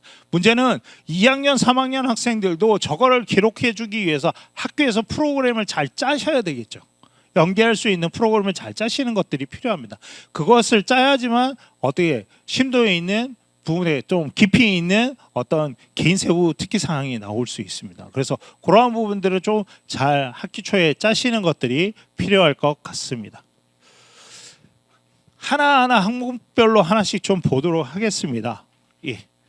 대학에서 볼 때는 창의적 체험 활동에 있어서 중요한 부분이 뭐라고 하냐면 이제 단순히 자율활동을 활동하는 것이 아니라 어떤 발전이 이루었는지에 대한 것들을 보고 싶어 한다라고 얘기하고 있고요. 그리고 학생회장이 됐다라고 해서 그거는 좋게 평가한다라고 하지 않습니다. 뭔가를 조금 뭐 할까요? 활동력이 있게끔 해줘야 된다라는 얘기죠. 그리고 적극적인 역할 수행을 통해서 개인의 특성을 잘 보여줄 수 있으면 된다라고 얘기하고 있습니다. 이거는 충분히 보실 수 있기 때문에 그래서 동국대는 이렇게 얘기하고 있죠. 예, 장애인권 교육을 받고 난 다음에 북한 이탈 주민에 대한 차별과 편견을 줄이기 위해서 교육의 필요성을 느끼게 됐고 이렇게 했습니다. 학생 스스로가 뭐 할까요? 추가적인 활동에 대한 것들을 고민했다는 거죠. 사실은 그런데 장애인권 교육을 듣고 난 다음에 북한 이주민에 대한 것들을 생각한다는 건 쉽지는 않을 것 같습니다. 그렇죠? 그런다면 이제 여기 평가는 어떻게 했나요? 개인의 참여 내용이 자세하게 나타나 있기 때문에 훨씬 더 뭐하더라 좋은 평가를 받을 수 있었다라고 얘기합니다. 학교에서 교육하시죠? 거의 일주일에 한 번씩 하시지 않나요? 이런 교육들. 그러니까 이 교육을 할 때 그냥 교육만 틀어주고 학생들한테 뭔가에 대한 것들을 가만히 있게 한다면 뭔가 나오지는 않겠죠. 그래서 뭔가 나오게끔 해줄 수 있는 거리를 주는 것도 필요하지 않을까 싶습니다. 그래서 창의적 특색 활동이라고 해서 체험 활동에서 학교 특색 사업에 대한 부분들을 얘기를 좀 해보려고 합니다. 이거는 저희 학교가 아니고요, 전 학교에 대한 건데 독서 활동 크게 독서 활동, 공동체 활동, 나눔 봉사 활동으로 나눌 수 있습니다. 학교마다 학교에 관련된 특색 활동을 뭐 할 수 있을까? 만드실 수 있잖아요. 학기 초에 교육계획 하실 때. 그래서 여기 보시면 독서 활동은 이런 부분이에요. 챌린지 활동 그리고 창의 주제. 창의 주제라고 해서 수업입니다. 수업은 1시간 창체 시간인데요. 창체를 저희가 1학년 때는 독서 1학기에 독서, 2학기에 뭐 보건. 2학년 같은 경우에는 1학기에는 합창, 2학기에는 독서를 하게 그렇게 짰습니다. 그래서 그런 부분이고요. 예. 요 밑에 있는 것은 이제 추가적으로 했던 부분이고 연계 사업을 이렇게 했었던 부분이 있습니다. 그리고 공동체에 있어서는 보시면 여기 등굣길 음악회 학생들이 아침에 오거나 거의 대부분 교사들이 합니다. 예전에 학생도 같이 했고요. 여기 특이하게 이제 아버지하고 여행도 다닙니다. 학교에서 하고 요게 크죠. 예. 창의주제 활동으로 합창을 합니다. 남학교에서 합창을 합니다. 예. 그래서 작년까지는 이제 학교 내에서 학생들끼리만 했는데 올해부터는 지역 주민들을 모셔다 놓고 어르신도 모셔오고 같이 그런 식으로 합창을 지냈었습니다. 그리고 학교 내에서 이러한 부분들을 했고요. 나눔 봉사 활동에 대한 부분들, 돌봄 학교에서 계획해가지고 봉사활동 할 수 있게끔 했고 지식 나눔 봉사활동도 했고 자기주도적 프로젝트 봉사활동이라는 부분도 있습니다. 저 나머지 마지막 부분에 있어서의 자기주도적 프로젝트 봉사활동에 대한 것들은 이후에 또 말씀드리도록 하겠습니다. 예, 창의 체험 활동에 의해서 창의 주제 활동인데요. 저희가 이제 아까 말씀드렸지만 1학년 독서 복원 그리고 2학년은 합창 독서 3학년 진로 교육하고 인성 교육 이런 것들 하고 추가적으로 각종 필수 교육들을 이렇게 하잖아요. 학교에서 저 시간들을 하고 있는데 저걸 활용을 잘 하시는 것들이 필요하겠죠. 교육은 무진장 많이 하고 있는데 저거를 학생들이 활성화를 잘 활용할 수 있게끔 만들어 주시는 것들이 필요하지 않을까 그런 생각이 들고요. 그러다 보니까 저희가 이제 보건교육입니다. 보건 선생님이 만드셨어요. 그래서 16차 시, 17차 시에 관련되어 있는 보건 수업에 할 수 있는 거. 문제는 수업은 보건 선생님이 들어가시지는 않고요. 저 내용은 보건 선생님이 만들어 주셨는데 수업 시간에 이런 것들 1차 시부터 17차 시까지 했고 선생님이 담당 선생님이 들어가시면 중간중간에 빨간색으로 보이는 부분이 뭘까요? 유튜브로 틀어줄 수 있는 부분입니다. 그러한 활동들을 보고 난 다음에 거기에 대한 부분들을 마지막에 형성평가를 하게끔 하고요. 거기에 따른 뭘까요? 학습지 비슷한 거, 어떤 활동지혜 같은 것들을 마지막에 뭐한가 제출하게끔 합니다. 그걸 작성하게끔 하도록 합니다. 그러니까 교육을 듣고 난 다음에 그냥 넘기는 것이 아니라 뭔가를 느낀 점이나 이런 것들 기록하게끔 만들어주는 거죠. 그러다 보니까 그러한 활동을 하고 난 다음에 심화 활동에 대한 부분들이 이렇게 자료집으로 만들어집니다. 학생들이 이렇게 추가적으로 해서 이런 부분들 보시면 질문에 대한 활동을 한 동기가 뭐냐 뭐 이런 것들을 하고 추가적으로 이렇게 어떤 부분에 대한 것들을 했는지에 대한 활동 보고서를 제출하면서 이렇게 자료집을 만들어 줍니다. 예. 그런 것들이 하다 보니까 이렇게 마지막 기록에 있어서는 그냥 수업을 들었던 게 아니고 이렇게 나오죠. 예. 예. 장애 이해 인권 교육을 듣고 난 다음에 사회적 약자에 대한 부분들의 공공 서비스 시스템 개발에 대해서 뭐냐 필요성을 느꼈다라고 했습니다. 그래서 이 학생은 마지막에 뭘 하나요? 예. 소형 보조에 있어 장치를 만들어 보는 것까지 만들어지죠. 추가적인 활동에 대한 부분이고요. 그 밑에 이 학생과 이 학생은 다른 학생이 아닙니다. 동일한 학생입니다. 예. 연도를 보시면 2000년, 2021년이죠. 그리고 독서를 하고 난 다음에 공공복지시설의 부분이 뭐하더라, 예, 부족한 것 같다. 그래서 심지어 어떻게 했습니까? 해당 기관에 대해서 예, 실제적으로 해결할 수 있던 부분도 했다라는 건데 해결을 했을까요? 네, 해결은 하진 않고 구청에 뭐 하면 되나요? 민원실에 접수하죠. 예, 접수하는 것까지 해도 학생이 뭐 한 건가요? 활동한 거는 맞잖아요. 예, 거기까지. 예, 그렇게 되어진 부분입니다. 그래서 단순하게 뭐 할까요? 그냥 선생님들 기록하실 때 어떻게 기록하시나요? 무슨 몇 월 며칠 인권교육 들었음, 그래서 거기에서 인권에 대해 필요성을 느꼈음, 이걸로 끝나잖아요. 그것보다는 추가적인 뭐 할까요? 어떤 활동에 대한 거, 그 당시에 느꼈던 거를 이렇게 받아서 한다면 충분히 더 나은 뭘까요? 기록이 될 수 있는 부분이 되겠죠. 독서활동 아까 보셨잖아요. 독서활동에 대한 부분인데 이렇게 활동집에 대한 것, 그냥 수업 시간에 들어가는 것이 아니라 작년부터는 활동집을 만들었습니다. 활동집을 만들었고요. 활동에 대한 어떤 순차적으로 수업 시간에 들어가면 이런 것들 활동을 하세요라고 하는 담당 선생님들에게 알려주고, 그래 목차에 대한 것들 학생들이 활동할 수 있게끔 이런 활동지를 만들어 줍니다. 그러니까 책으로 엮었어요. 그러니까 학생들이 한 권을 들고 다니는 거죠. 그런데 이 책을 선정할 때 있어서의 부분은 어떤가요? 무조건 동일한 책을 읽어야 될까요? 아니죠. 학생들이 책 읽을 시간이 많나요? 그렇게 많지 않습니다. 그러다 보니까 어떤 책을 읽는 것을 권하면 될까요? 자신의 진로하고 관련성이 있는 독서를 하게끔 하는 것들이 훨씬 더 필요하겠죠. 그러다 보면 그 읽었던 책이 어디로 가나요? 여기에 적히는 것이 아니라 어디에? 각 과목에 있어서의 독서란에 뭐 할 수 있을까요? 적힐 수 있겠죠. 그런 방법들이 있을 수 있습니다. 예. 그래서 이거는 이제 이것을 활용했던 선생님께서 기록하셨던 예, 교과서 특기에 대한 부분입니다. 일부분인데요. 예, 이런 식으로 해서 수업 시간에 했던 부분들 읽었고 이런 부분들을 가지고 이렇게 했다라는 내용을 적었습니다. 예, 그런 부분이고요. 그래서 이거는 독서는 한편에 있어서는 토론, 논술 교육에 있어서의 부분도 연계성이 있고요. 그다음에 교사 조언을 통해서 독서 효과가 좀 더 뭐 할까요? 효과적인 부분이고, 그리고 담당 선생님께서 들어가시니까 학생들이 뭐 할 수 있어요? 그 시간을 따르게 쓸 수는 없잖아요. 그러다 보니까 독서하는 효율성이 조금 더 높아지는 부분도 없잖아 있었고, 그리고 교육청과 하는 부분에 있어서는 저 뒤에 있는 인문소양 교육이 확대되어지는 부분도 있었다. 그러면 교육청에서 이런 부분들, 전북교육청에서도 분명히 독서 교육에 대한 부분을 장려하는 부분들이 있다면 이걸 적극적으로 좀 뭐 학교에서 활용해 보시는 것도 하나의 방법이지 않을까, 그런 생각이 듭니다. 봉사활동입니다. 봉사활동인데요. 학생들이 이제 봉사 시간에 대한 부분들은 고민하고 있죠. 그리고 1학년은 조금 바뀌었잖아요. 봉사활동란이 뭐였는가요? 기록란이나 이런 것들이 없어졌죠. 근데 추가적으로 기록은 되는데, 그죠?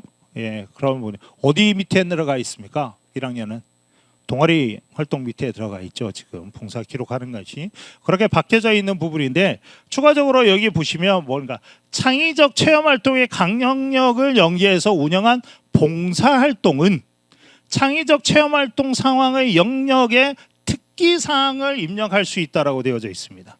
봉사활동을 했는데 그 봉사활동의 내용 자체를 뭐 할 수 있다라는 겁니까? 기록할 수 있다라는 거죠. 예, 봉사활동을 기록할 수 있습니다. 활동치에 대한 부분이고요. 원래는 봉사활동 기록을 이렇게 하라고 되어 있습니다. 활동 내용은 객관적 봉사활동의 내용, 지역 이런 것들을 간략하게만 적어라. 간략하게만. 그죠? 간단하게.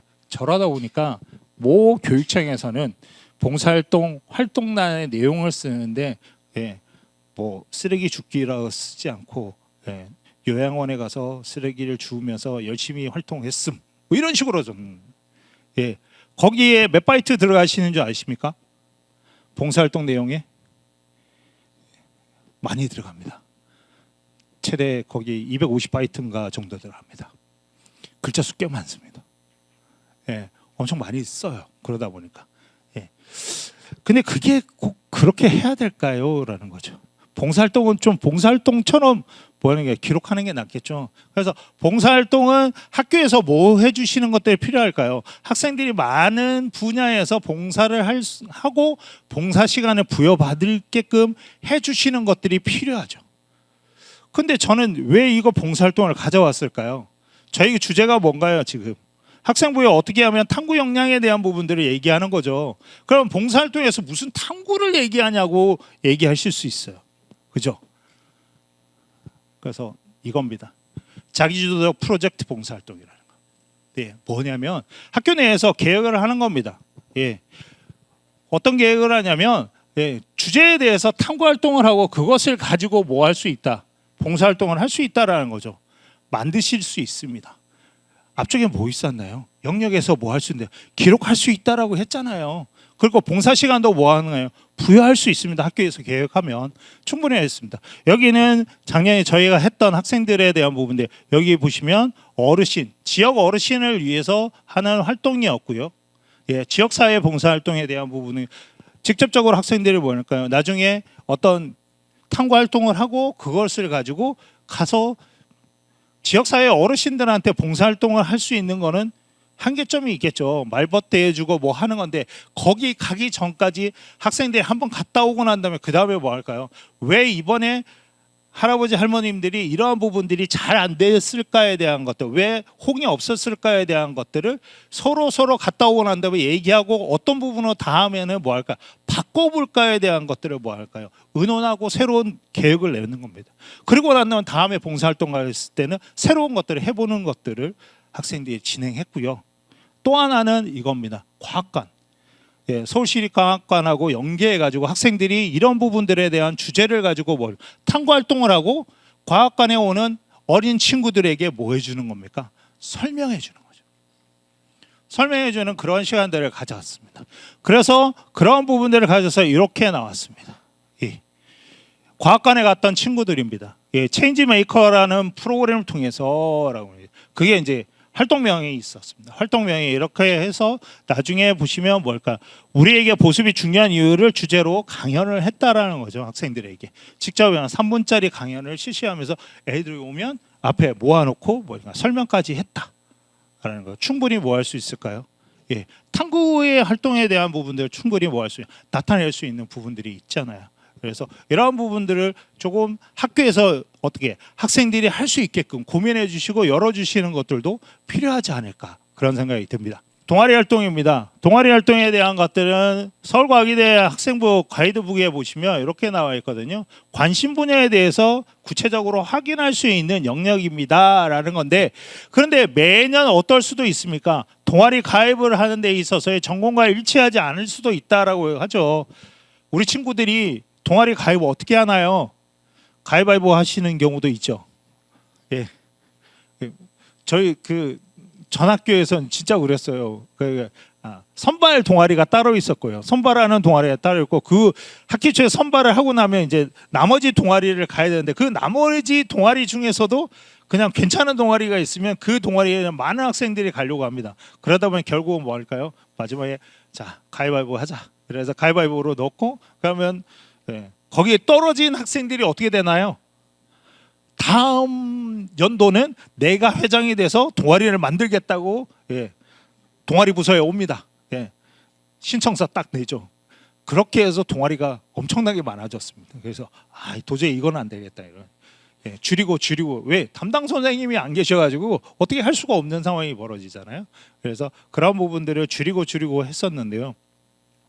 그래서 여기에서는 얘기하고 있죠. 무조건 진로하고 동아리가 일치할 필요는 없다. 대신 그 동아리 내에서 뭐 하면 되나요? 열심히 하는 부분들이 필요한 거죠. 예, 자신의 역할을 열심히 하는 것과 거기에 통해서 부서원 간의 뭐가 잘 되면 되나요?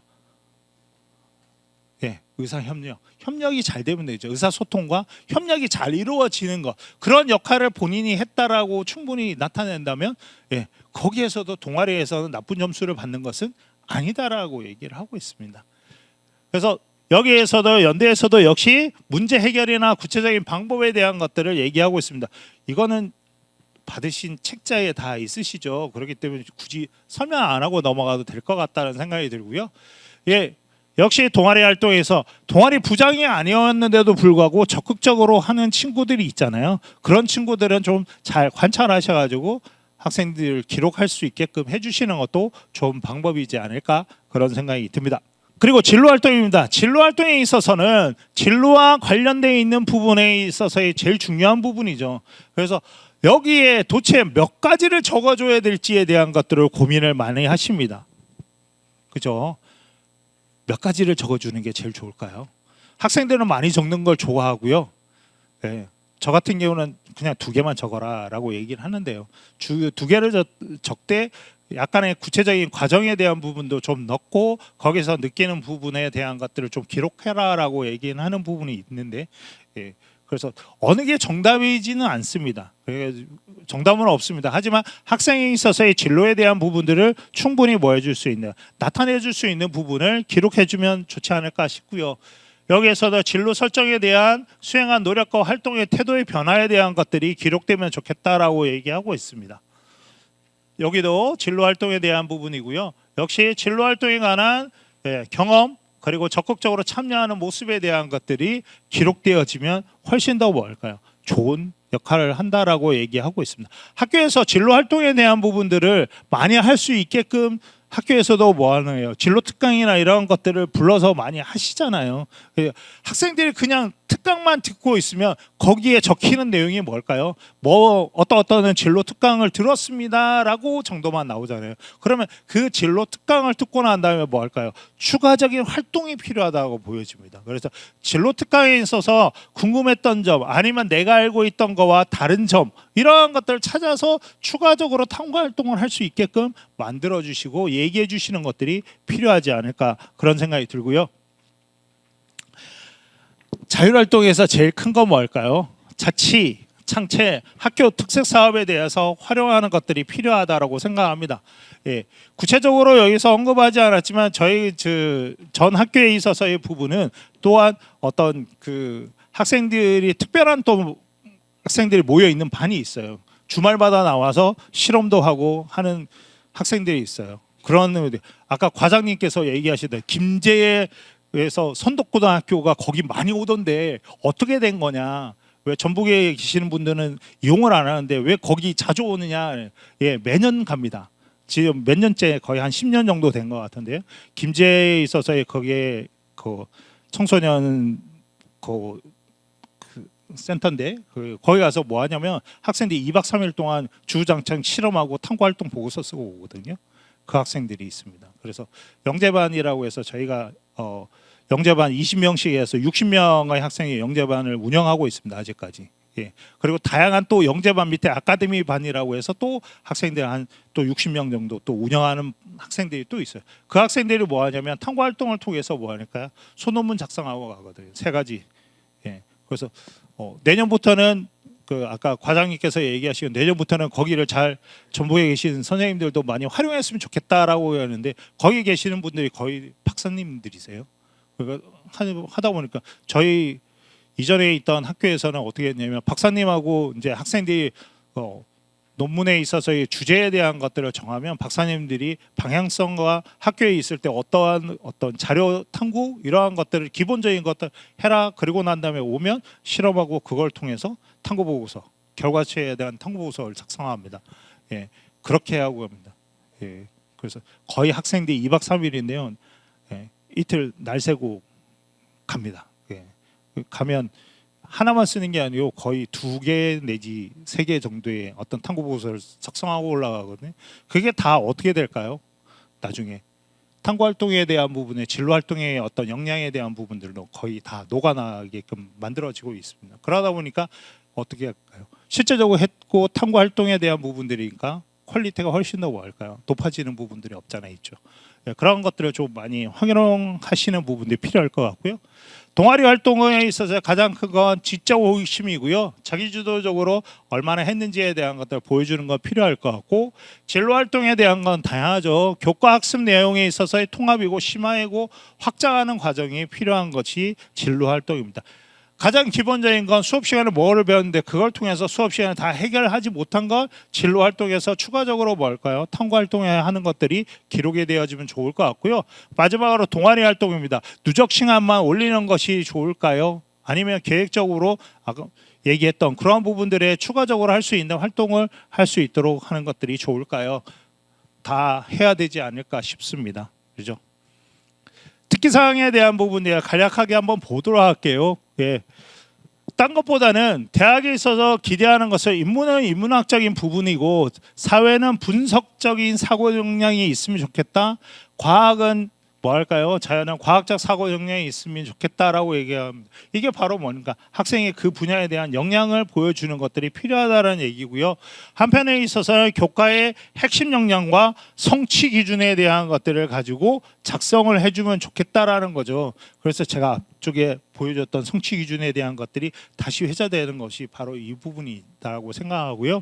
그리고 수업 내용이냐 아니면 학생 활동을 중심으로 기록해 주는 것이 좋으냐. 예.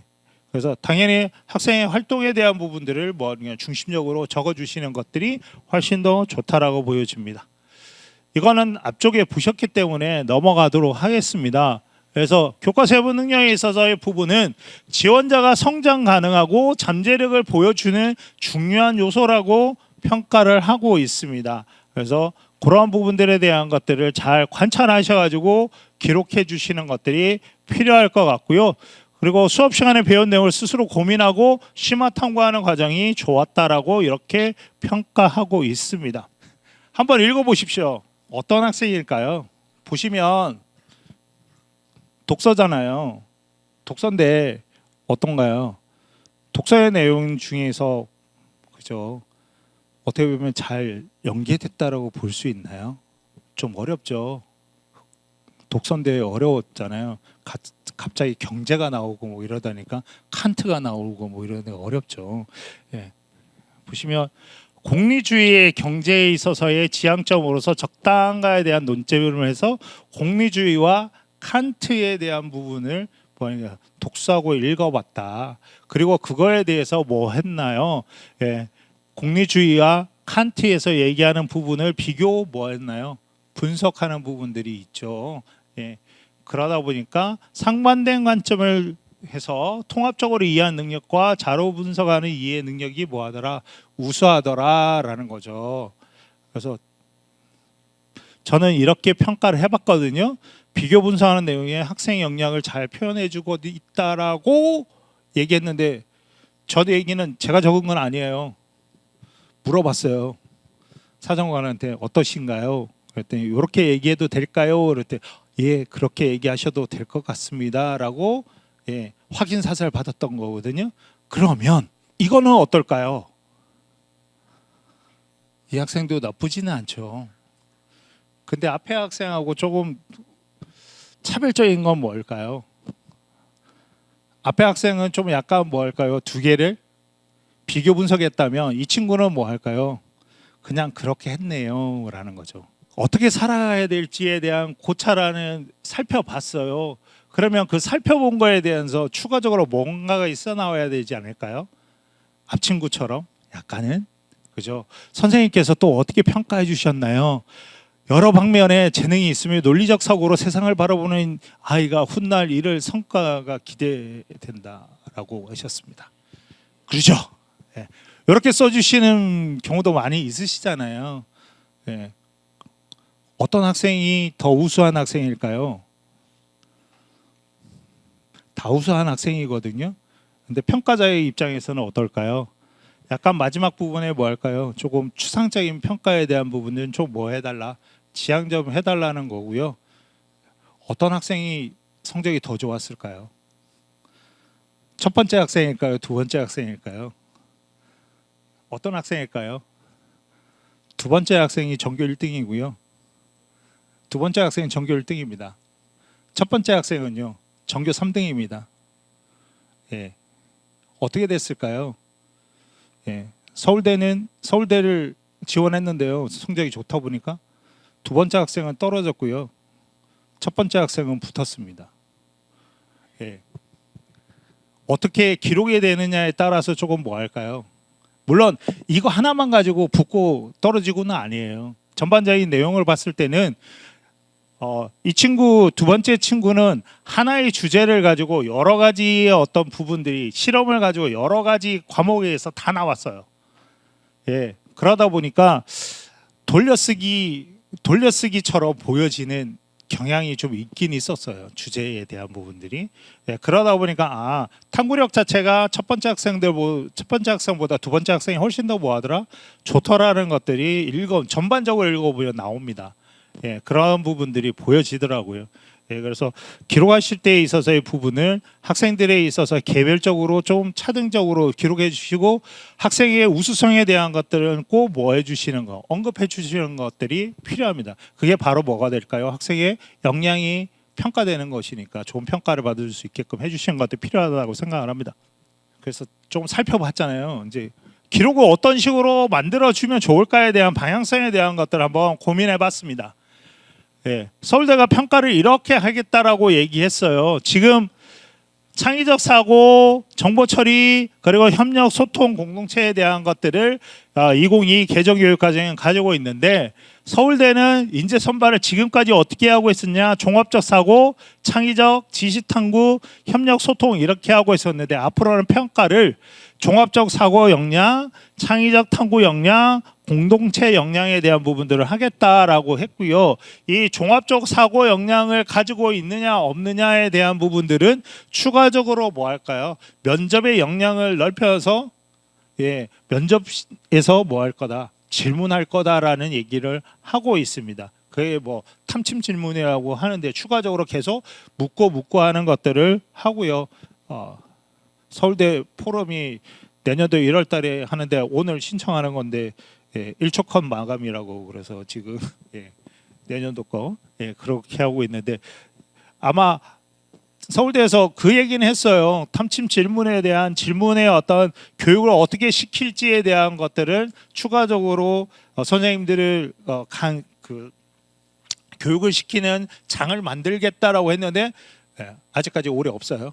내년쯤에는 아마 나오지 않을까 그런 생각이 듭니다. 서울대 평가에 대한 다시 한번 볼게요. 교과 일수 내용, 학업 역량 우수성 이렇게 경험의 중시에 대한 것들인데요.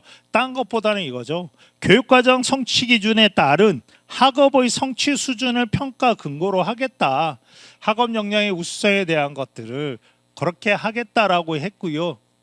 그래서 그 성취 수준이 기본적으로 가면 어떻게 되어 있느냐 5단계 A, B, C, D, E가 나와 있는데요.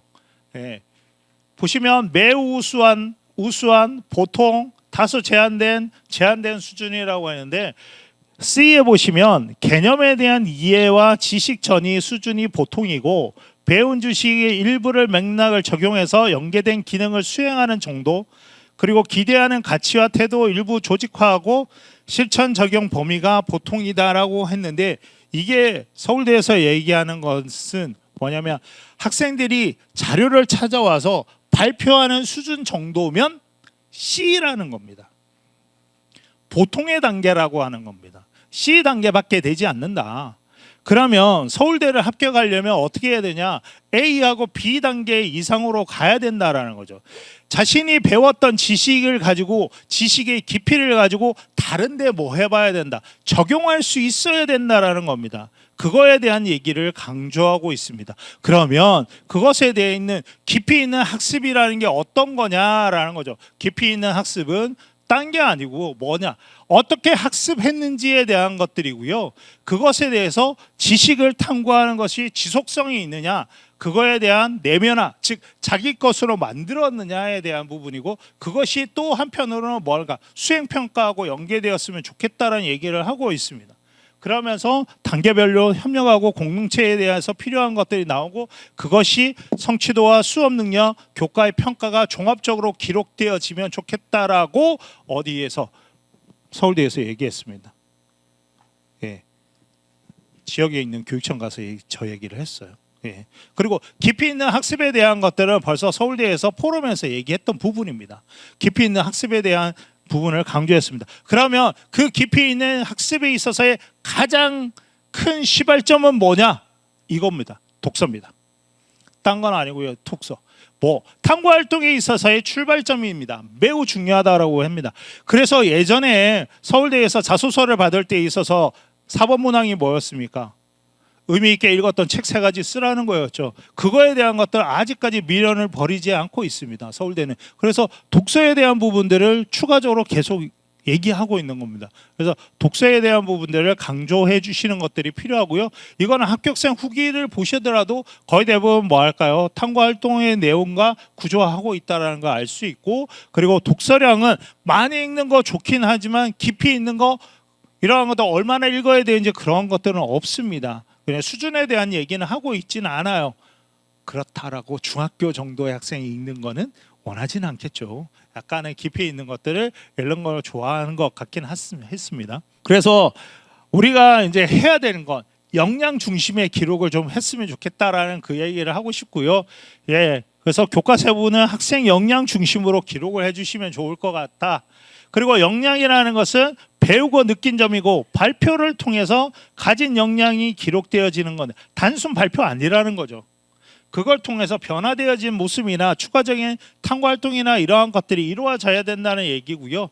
교육과정에 있어서의 부분은 교육과정을 벗어나는 수준에 있어서는 대학은 의심하거나 오해하는 경우가 있더라. 너무 폭넓게 많이 해야 되는 거 그건 아니다라는 거죠. 서울대에서는 그 얘기를 하고 있습니다. 예, IB 특별히 다르게 평가하고 있지는 않다라고 얘기는 하고 있지만 IB를 선택해서 합격하는 사례들은 있습니다. 없지는 않습니다. 있습니다. 예, 그러니까 그런 부분들이 있습니다. 예, 대신 이 학생들의 평가는 뭘 가지고 평가를 할까요? 1학년 때 학생부의 내용과 IB에서 활동하면서 나타냈던 그런 부분들에 대한 것들도 평가를 받는 것 같더라고요. 예. 이거는 제 얘기가 아니고 저기 충남에 계시는 삼모 학교에서 그 진학부장 하셨던 분이 그렇게 얘기를 하셨습니다. 예, 그런 부분들이 있었습니다. 예, 세트가 어떻게 쓰면 될까요? 특성에 대한 부분, 수업에 관찰했던 부분, 제일 중요한 건 보고서나 핵심 내용, 활동 이러한 것들이고요. 그리고 마지막에 변화와 성장에 대한 것들을 보여줄 수 있는 기록이 되어졌으면 좋겠다라는 얘기를 해드리고 싶습니다. 그래서 이거는 아로리 가시면 보이잖아요. 예, 매년 세계학과에 3명의 학생이 나와 있는데, 그죠? 2024년 겁니다. 보시면 기상학에 관심이 있는 학생이었고요. 그 학생이 뭐 할까요? 로켓 분야에 또 추가적으로 다른 분야에 관심을 두고 있고, 그래서 뭐 했나요? 꼭 책을 읽잖아요. 책을 읽고요. 그걸 통해서 어떤 영어학에 있어서의 부분에 다른 과목에 대한 것들과 연계하는 과정, 그걸 통해서 블랙홀이라는 관심의 확장에 대한 것들. 그러니까 단순하게 하나의 부분에 꽂히는 것이 아니라 그걸 통해서 다른 분야에까지 연장선상에 대한 기록에 대한 부분들이 나타나주면 대학은 뭐 하더라? 깊이 있는 학습이 되었다라고 판단하는 거죠. 그렇게 판단하는 거고요. 디지털 침해에 대한 부분들의 사생활 침해라고 나와 있는데요. 저거 분명히 뭘까요? 영어는 영어 책에 아무리 뒤져봐도 저거 안 나오거든요. 수능 특강이겠죠? 수능 특강 3학년 때 했던 부분일 거고, 거기에서 나와 있는 부분에 대한 것들을 공부하고 난 다음에 사생활 침해에 대한 고민을 해본 거죠. 스스로에 대한 것들, 그리고 구체적으로 이야기해서 원문을 찾아보는 그런 생활도 했고요. 그리고 의도에 대한 것들 파악해보고, 그리고 문제의식을 통해서 어떻게 하면 해결할지에 대한 것들을 탐구해보는 과정, 그죠? 개념을 접하게 됐고, 여러 부분을 찾아보는 그러한 과정들. 그러니까 다시 말하면 뭘까요? 학교 생활에 있어서의 부분을, 수업에 있어서의 부분을 지적 호기심을 가지고 추가적으로 뭐 하는 과정입니까? 탐구하는 과정이 있고, 그거에 대해서 자기주도적으로 찾아보는 과정들이 있고, 그것이 뭐냐? 독서를 통해서 지식의 깊이와 확장에 대한 부분들이 나타나는 거죠. 항상 계속 보시면 뭐 할까요? 수업 시간에 배웠고, 거기에서 궁금했고, 그 궁금증을 어떻게 해결하는지의 과정, 그걸 통해서 추가적인 다른 부분으로 나아가는 과정들에 대한 것들이 뭘까요? 있죠. 예, 그런 부분들입니다. 아로리의 교육학과에 대한 부분인데요.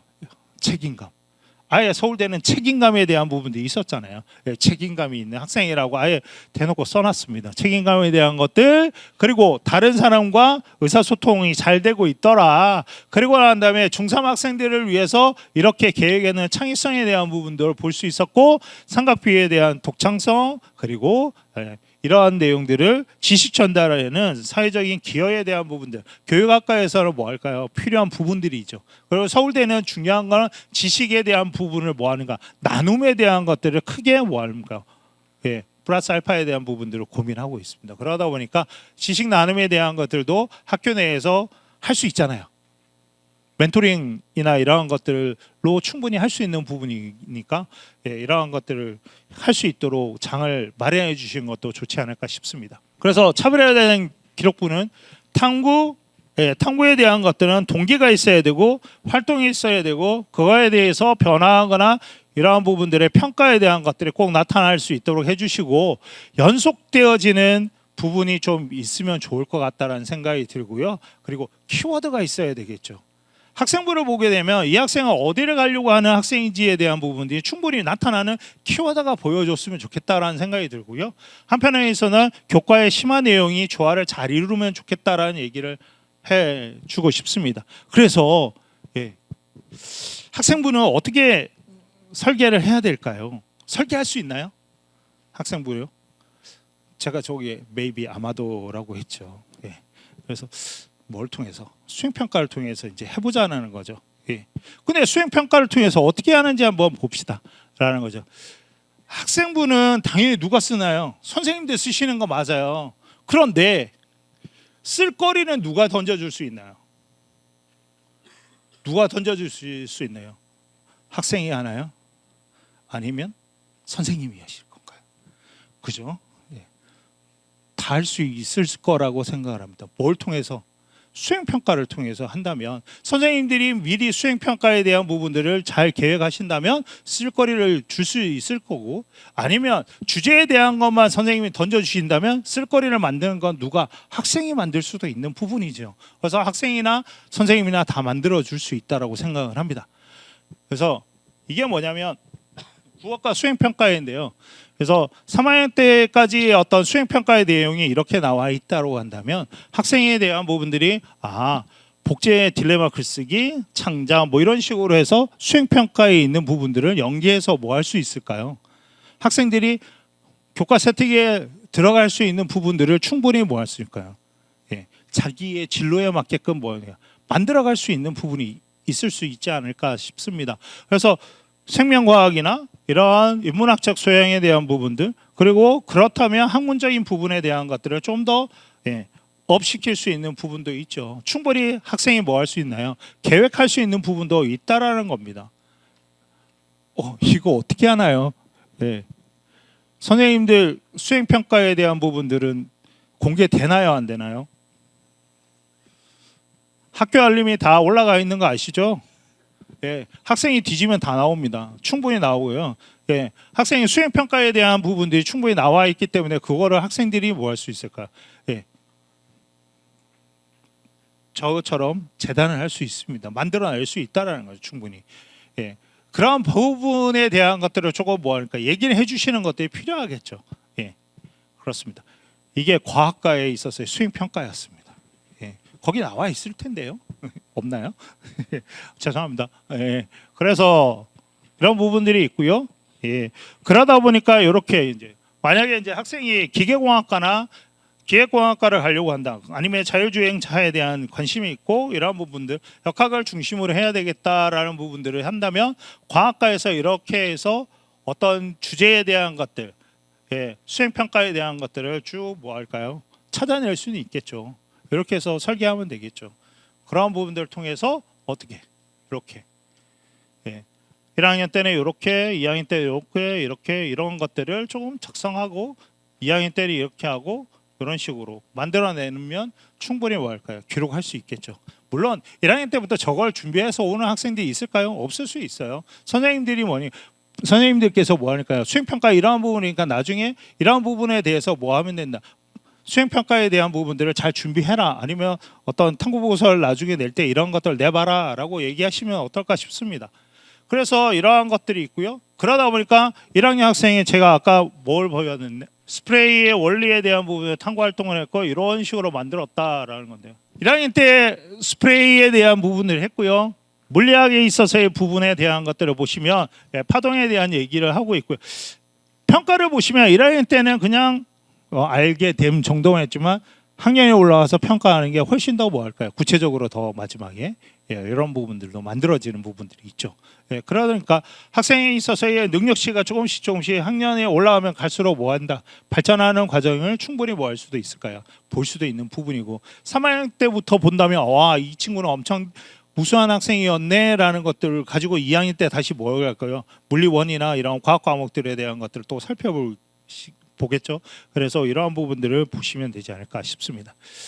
그래서 수행평가에 있어서의 부분들은 희망이나 요구 역량에 대한 부분들을 맞춰서 활동할 수도 있고 그다음에 교육과정 속에서도 충분히 가능할 수 있잖아요. 그리고 자기주도적으로 충분히 할 수 있는 부분이니까 이러한 부분들에 대한 것들을 조금 학생들한테 강조해 주시면 어떨까 그런 생각이 듭니다. 자, 과정형 수행평가에 대한 부분들인데요. 이거 한번 해보시는 거 어떨까 싶습니다. 학습 내용입니다. 상강함수에 대한 것들을 배웠다 치면 독서를 이러한 것들을 하고요. 그 다음에 인지 내용, 그 독서 내용에서 물리학 개념, 파동, 사인 곡선, 코사인 곡선에 대한 것들을 배우게 되고 추가 활동에 대한 것들이 나오고 그것에 대해서 보고서 제출하는 것들이 나오게끔 했습니다. 이거는 전 학교가 아니고요. 다른 학교 학생인데 실질적으로 선생님이 뭘 하신 건가요? 이렇게 만드셨어요.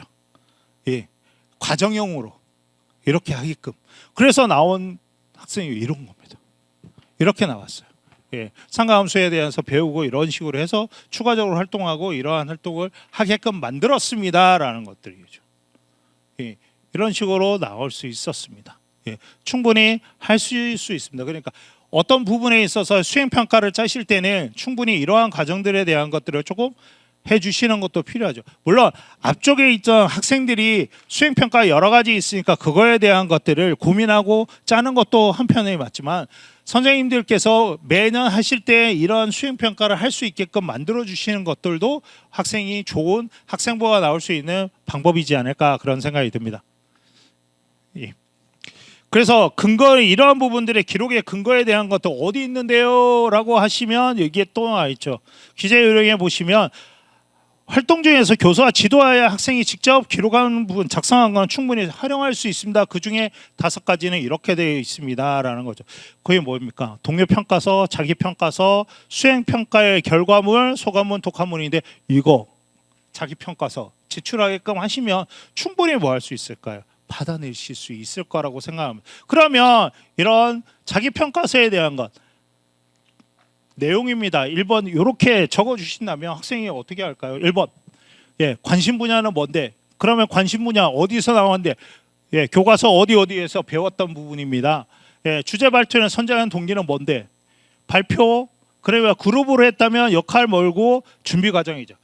항상 그룹으로 하고 2인 이상으로 활동했던 부분에 있어서는 그 활동은 그냥 적어주시는 것이 아니라 거기에서 학생이 어떤 활동을 했는지 어떤 역할을 했는지에 대한 것들을 꼭 기록해 주시는 것들이 중요합니다. 그런 부분들을 확인해 주시고 그리고 발표 준비를 하기 위해서 알게 된 점, 느낀 점, 추가적으로 탐구했던 활동, 계획 이런 것들 추가하고 노력한 부분에 대한 것들 어떻게 기록하면 좋을지에 대한 것들을 멘트 조그맣게 해봐 라고 한다면 문제의식, 탐구과정 그리고 추후의 과정까지 충분히 뭐 할 수 있는 나타낼 수 있는 괜찮은 부분에 있어서의 자기평가서가 될 거고 이거를 통해서 선생님들이 뭐 해주신다면 기록을 해주신다면 학생에 대한 부분들의 역량을 더 많이 드러낼 수 있는 그런 학생부가 만들어지지 않을까 그런 생각이 듭니다. 그래서 저는 학생부에서 가장 큰 거는 수직적 연계성과 수평적 연계성이라는 부분을 강조하고 싶습니다. 수직은 말 그대로 뭘까요? 학년이 올라가면서 연계성이 있으면 좋겠다라는 거고,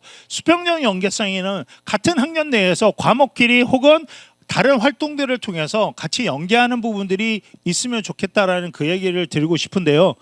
자, 보시죠. 어딘가요? 서울시립대입니다. 서울시립대. 시립대에 있어서 학생 경우가 심화 확장을 했다라고 하는 거죠. 활동이 연계되어졌습니다. 어떻게 보면 이거 뭔가요? 수직적 연계죠.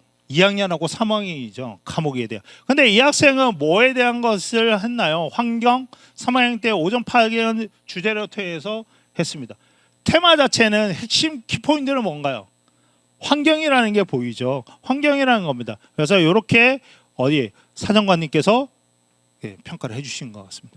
여기 계시는 아마 지원관님이 해주신 것 같아요. 예, 같습니다.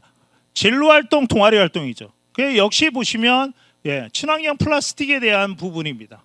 이것도 역시 뭘까요? 환경이라는 거죠. 어떻게 보면 2학년에 있어서는 진로활동에 나오고 생명과학에 나왔었고요. 3학년 때는 동아리 활동에 나왔고, 앞쪽에 뒤에 보면 또 환경 분야에 대한 나왔죠. 연계성, 수평적 연계성, 수직적 연계성에 대한 부분들을 뭐 할 수 있다, 잘 나타낼 수 있는 부분이라고 합니다. 뭐에 대해서? 키포인트는 환경이라는 부분이죠. 그래서 이 친구가 아마 환경공학과에 썼던 걸로 제가 알고 있습니다. 그렇게 지원하시면 될 것 같고요.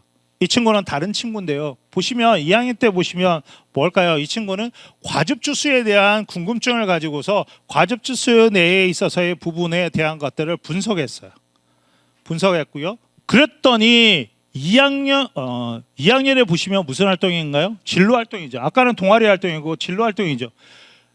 화학적 활질에 대해서 어머니가 따끔거린다고 보아서 키위의 단백질 분해 효소에 대한 것들을 관심을 두고 했어요.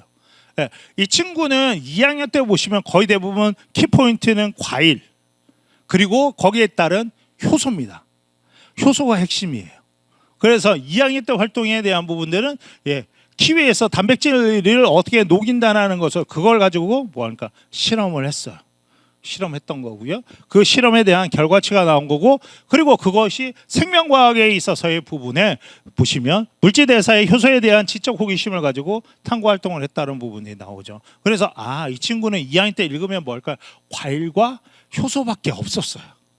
네. 사실은 이 친구는 1학년 때는 수학자가 되겠다라고 해서 1학년 학생부의 내용은 전부 다 수학밖에 없습니다. 수학밖에 없습니다. 근데 2학년 돼서 뭐 할까요?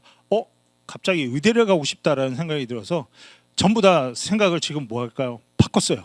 그래서 과일밖에 안 보여요. 과일.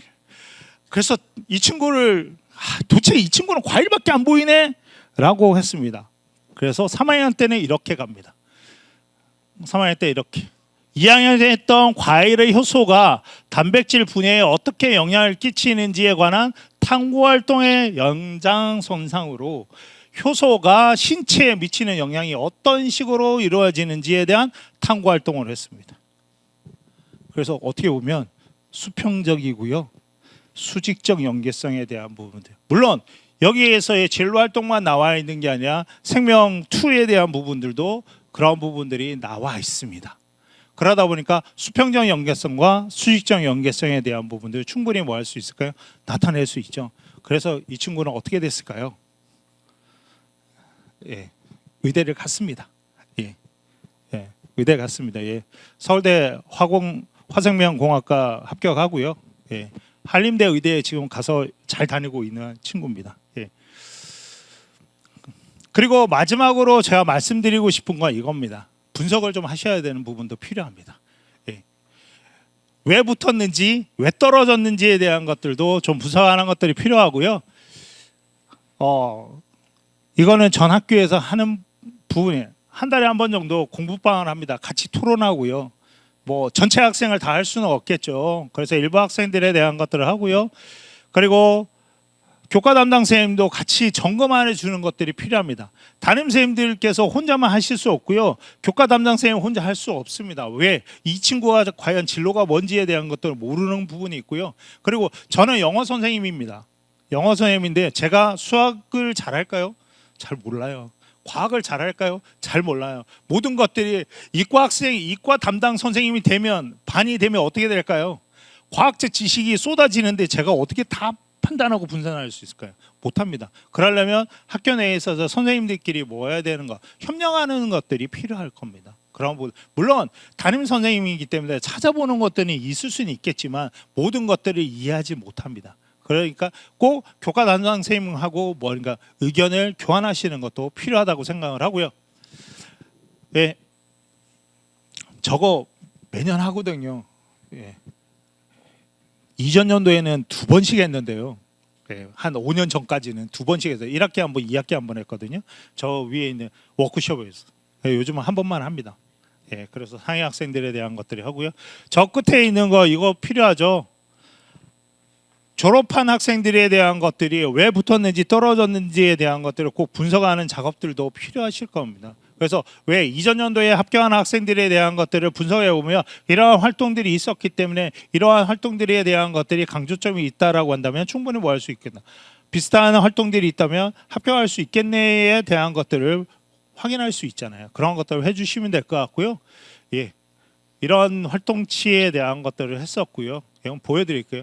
이걸 보시면 이제 다른 학교에서 발표하고 이런 것들을 다 모아놓은 어떤 부분입니다. 그런 것들을 모아두시는 것들이 필요하고, 그걸 통해서 학교별로 이렇게 사례 발표를 하시면 가셔가지고 이거는 뭔가 정리하는 건데 필요하죠. 같이 가셔가지고 한 번만 정리하시면 돼요. 예, 정리하시는 거 한 번만 하시면 되잖아요. 예, 이것도 제가 한 정리는 아니고요. 같이 갔던 후배 친구한테 해야지. 예, 해야지 했습니다. 해야지 해서 학교에서 정말 지금은 제가 떠나와도 그 학교에서 진학을 잘할 수 있는 부분은 후배를 키워놓고 왔기 때문에 충분합니다. 이 친구가 그 학교의 핵심 메인으로 지금 활동을 하고 있습니다. 충분히 가능한 친구고요. 그래서 이러한 부분들이 있습니다. 이렇게 해서 합격자가 어떤 부분들이 있었구나라는 것들을 분석하고 듣고 오면 그것을 우리 학교에서는 있는지 없는지 확인하고 비슷하게 뭐 할까 해볼까에 대한 것들도 고민하는 것들이 필요하겠죠. 예, 제가 앞쪽에 뭐 할까요 자율활동을 듣고 난 다음에 저희 심화탐구 했었잖아요.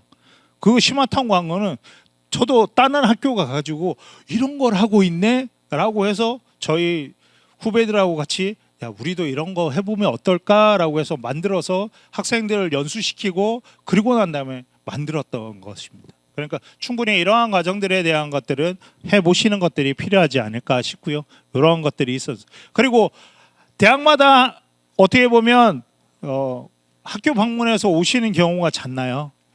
그죠? 오시죠.